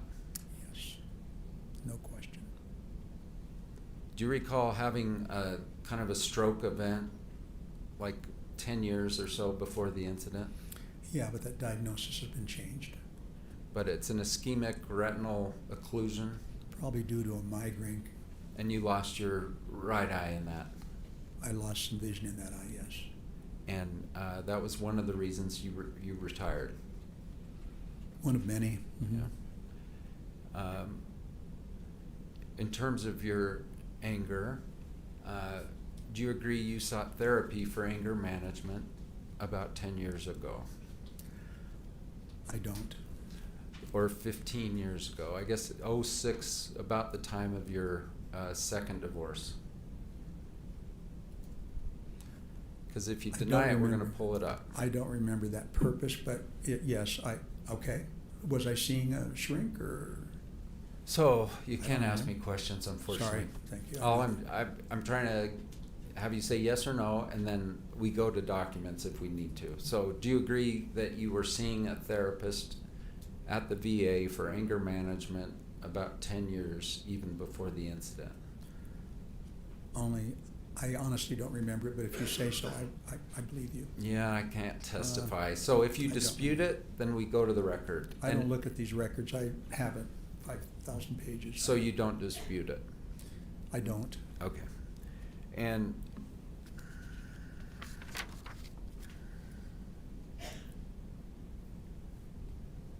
did you tell Shay that there was a GoPro recording? Absolutely not.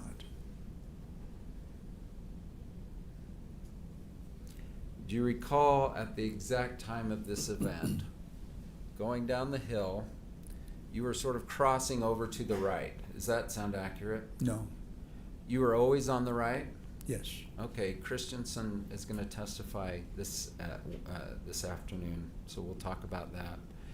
And do you agree in the 5 seconds or so before the collision, there was a female skier, kind of beginner-ish, on your left?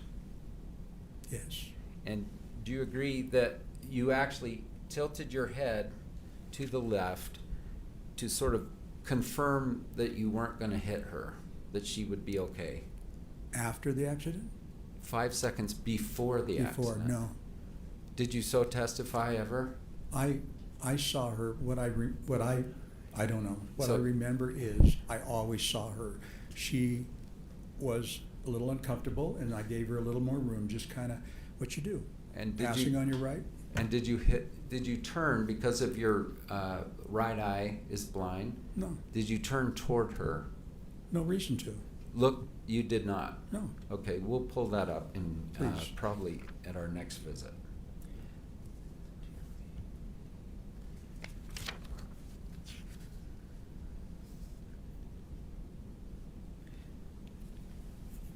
You texted about Whitney, the toboggan person, how happy you were with her. True?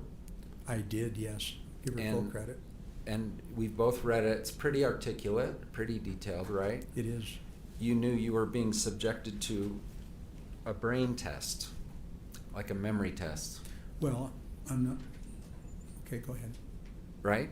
Didn't you tell us that? When she said, I want you to remember some things. Yes. Oh, yes. Absolutely. Okay, you knew you were being subject to a brain Oh, and memory test. I've never focused so hard. And you came through with flying colors, I right? You did. knew them all? I did. Remember President Trump said they gave me 5 things to remember and I got them all. Do you remember this? I don't pay attention. Sustained.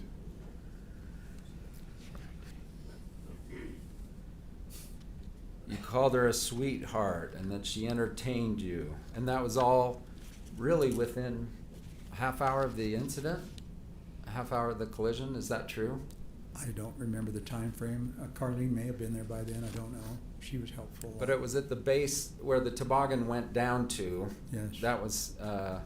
That wasn't, well, tell me, is that at the bottom of Deer Valley or is that a mid-level Mid-level, clinic? I think. I think it was mid-level. All right. And I was is there a picture of you two in a wheelchair smiling? Do you remember that picture? I haven't seen it. Ever? I don't remember seeing it, no. Shay mentioned it, that there was a picture of you, and maybe it was at the Instacare. Do you remember any picture of you in the Instacare in a wheelchair smiling? No, I don't. Okay, and I asked you about it, and then you said I just smiled because they told me.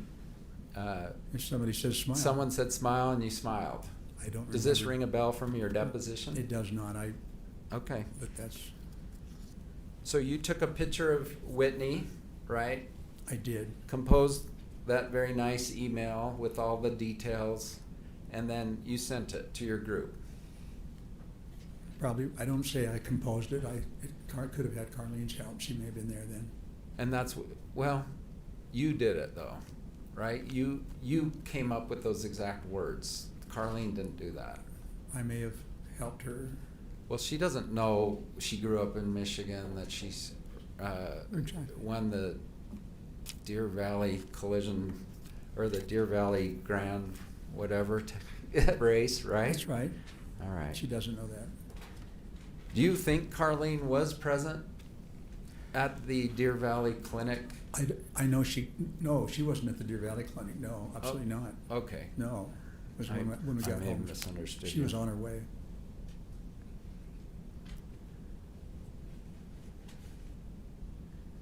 Do you remember Carlene didn't buy into this? Was that your quotes in terms of your, did you say those words just like an hour or two ago?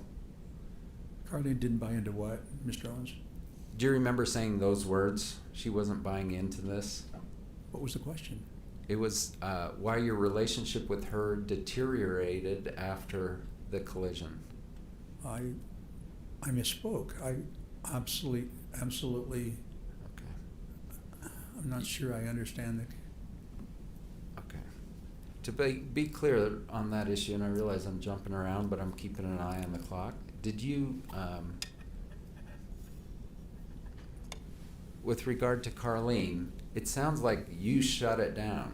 You shut the relationship down. Is that true? I made a very strong statement that she was going to be better off without me. Yes. And you told her that?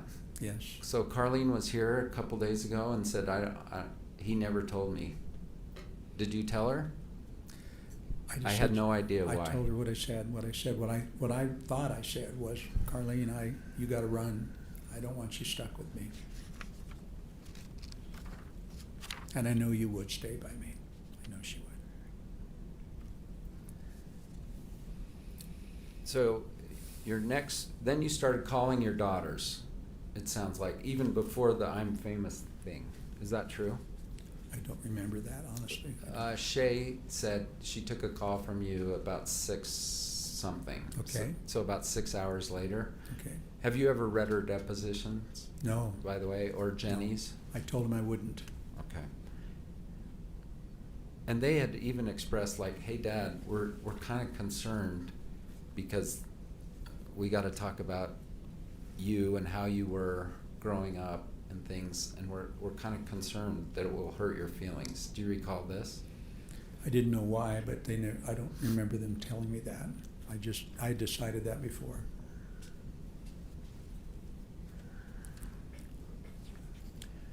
All right, so you're at the clinic. You take a picture. This is on the Deer Valley Hill. You take a picture of Ramon and one of the other skiers, and they're all smiles. Did you know that? Boy, that's a little bit. I do kind of remember that. Can you bring up the picture of I Ramon? do. Sure. Yeah. I believe that did happen. And I don't remember them being smiles. okay, we'll Just two pull people. it up here. Okay. And do you have the number D? I'm gonna find it. 1 second.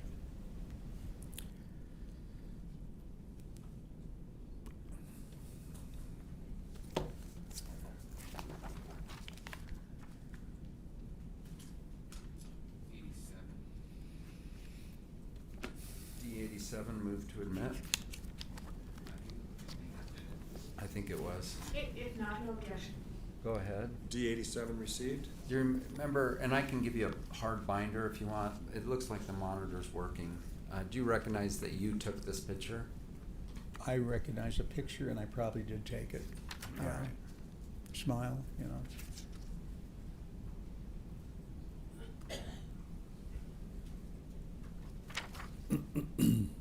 When you went to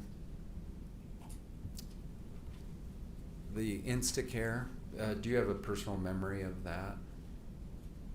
I really don't. I don't remember if I had an X-ray. It's like, Okay, don't know. I think the physician assistant's coming tomorrow, but he wrote no signs of confusion. oh, Do you dispute that? no, I wasn't there. Not him.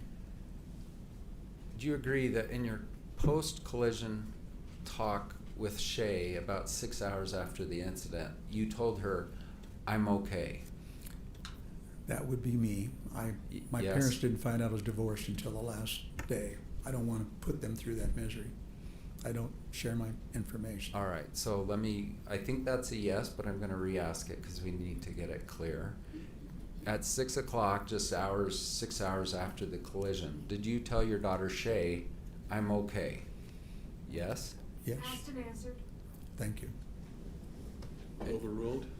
And then on the hill itself, with the accident having occurred just in the prior minutes, do you agree that someone asked you, are you okay? That is absolutely beyond a doubt wrong. No one spoke to me when I was needing help. No one stopped. No one. So your testimony is Eric Christensen just sat there and looked at an unconscious man for several minutes. Is that your testimony? Yes, he never said one word to me that I recall. Like, maybe when he got me up. So Ramon, although he did try to change his deposition, did say that at one point you said, I'm okay. Do you dispute it? I disputed. Now, I never to felt dispute it, okay. you have to know everything you said, right? Like, I know everything I said, and I didn't say it. Are you saying you have a perfect memory of what you said on that hill just after the collision? Yes or no? I knew. That's an argumentative. That's not argumentative. Overruled? Yes or no? Um, Say yes or no, please. question again, please. Yes. Do you agree that you do not have a perfect memory of what you told others after in the 1, 2 minutes, 3 minutes after the collision? Or do you have a perfect memory? Well, that word is so ultimate, perfect. No. Right. An answer would be no, it's not perfect. Okay. So it's possible you said, for instance, Eric Christensen is going to testify, first witness this afternoon, that you told him, I'm okay. Do you dispute it? I disputed. I Okay. never felt safe and like anybody was there to help me. And then I would not have said it. He's about to testify that not only he was there, but a ski patroller duo came over. One of them came over and said, do you guys need any help, or words to that effect? And that you consulted with Ramon and then said no. Do you dispute it? I absolutely would have said no. I never said safe. So I don't want to say what I would have said. I want to know if you remember. Do you remember that? No. You, I don't remember. In being fact, you asked. don't even remember that ski patrollers came by. True? No, I do not remember that. Yeah. Ever.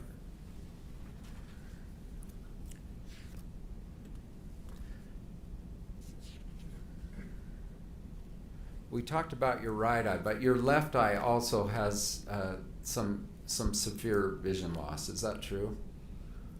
No. I see 20/20 in that eye. Did you have a cataract in that eye? I did. And that cataract's been removed Yes. since the ski collision? Yes.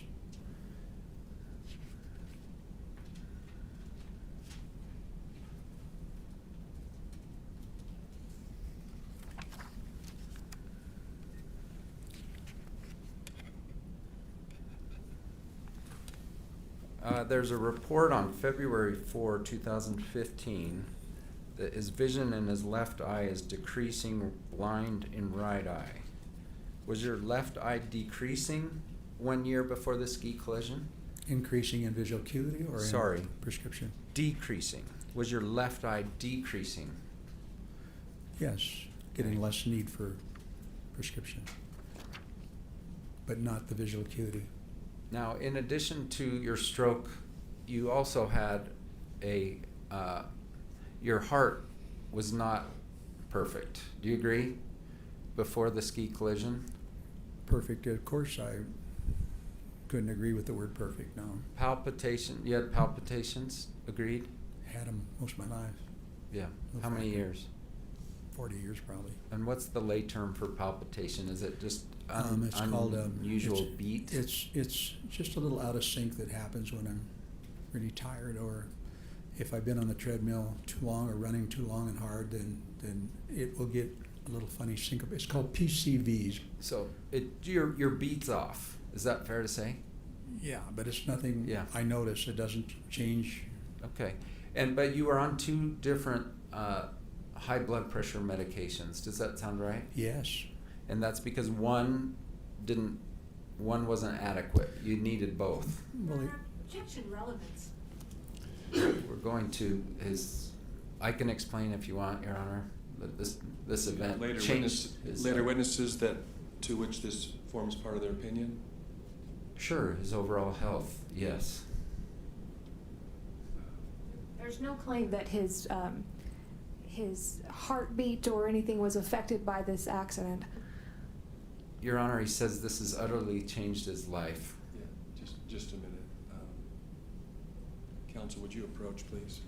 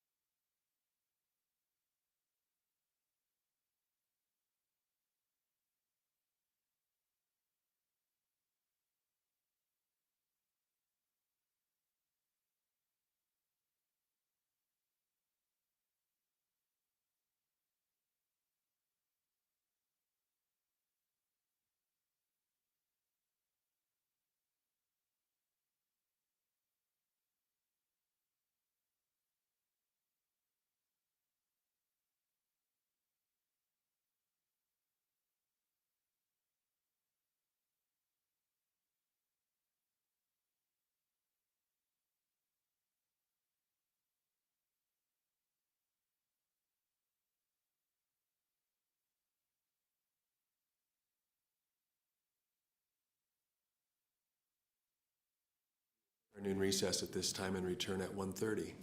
Thank you.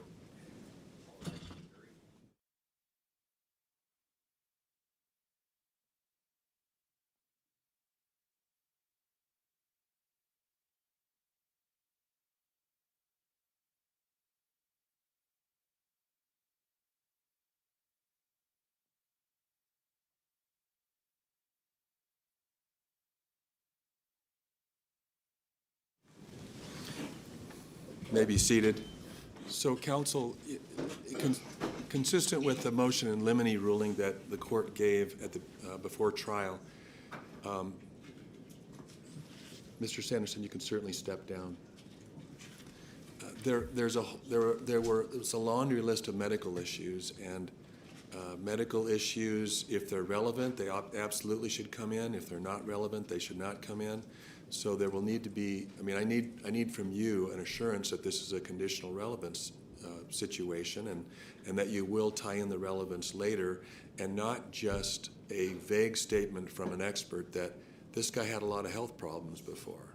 I need to know, it needs to be tied in.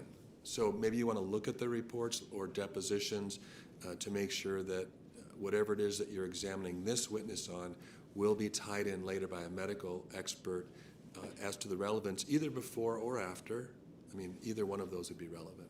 James is sort of on the damages end, so I'll defer to him on the specifics, but we are talking, when they say it's utterly ruined my life, we're talking about the whole package, and aging is one of the primary, just normal aging is one of the primary issues for our experts. And so we got to look at the whole package, not how about this heart thing, and how about this prostate thing, and how about this. We will argue, and our experts will back it, is that that's the reason he is kind of slowly deteriorating, progressive aging. Okay. So take a look at what the opinions will be, and if you feel as though they're tied in, then you can go into those areas. Thank you. It seemed like there was one other issue. Okay, I just want to kind of put this on the stand. So I had 7 witnesses lined up. I was supposed to take over the case this morning at 9 a.m. Many are out of state. Plaintiffs' counsel, I don't dispute everyone's working hard, but it has significantly thrown off my witness list to the point that I'm actually having to cancel witnesses, and so that we can read their transcripts.